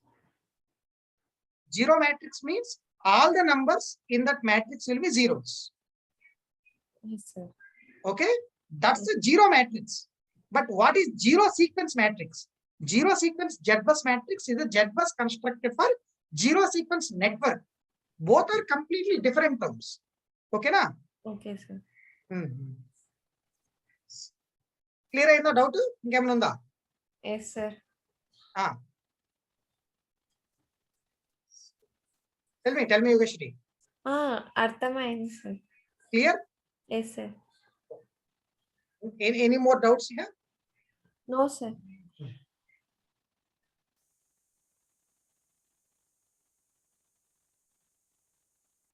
Salman Khan.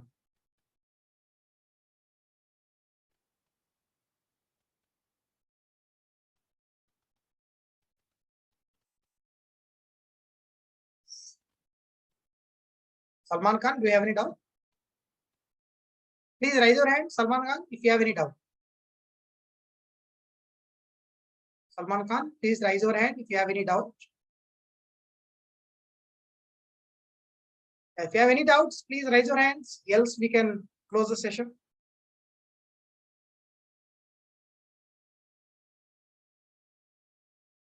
Karthik. Karthik.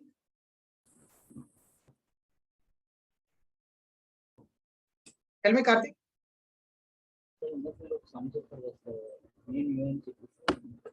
What is that? I am unable to listen you clearly, Karthik.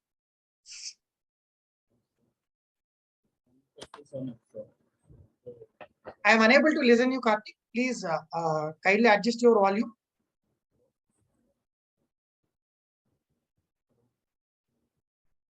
Karthik, are you there? Karthik.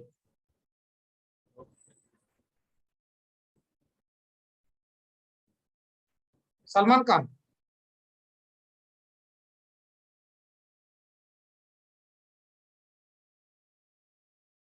Salman Khan, do you have any doubt? You have raised your hand.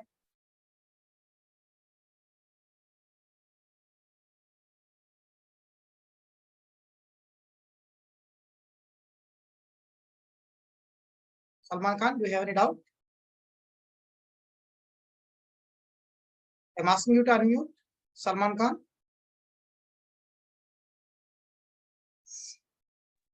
Hello. Tell me. Hello, sir. Good evening, sir. Good evening. Tell me. So in the line to line fault, line to line fault, and double line to fault, all faults, we consider pre-fault voltage divided by the impedances. That's it. Okay. So why pre-fault voltage? Why not post-fault voltage, sir? Have you attended fault analysis? Yeah, I attended not complete lecture. Okay. See, positive negative sequence networks. Let's say positive sequence network. Will you construct with fault or without fault? Without fault.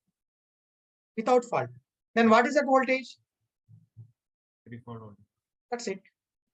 Okay. Okay. Okay. Thank you. Yeah. Any other doubts? Please raise your hands, else we can close.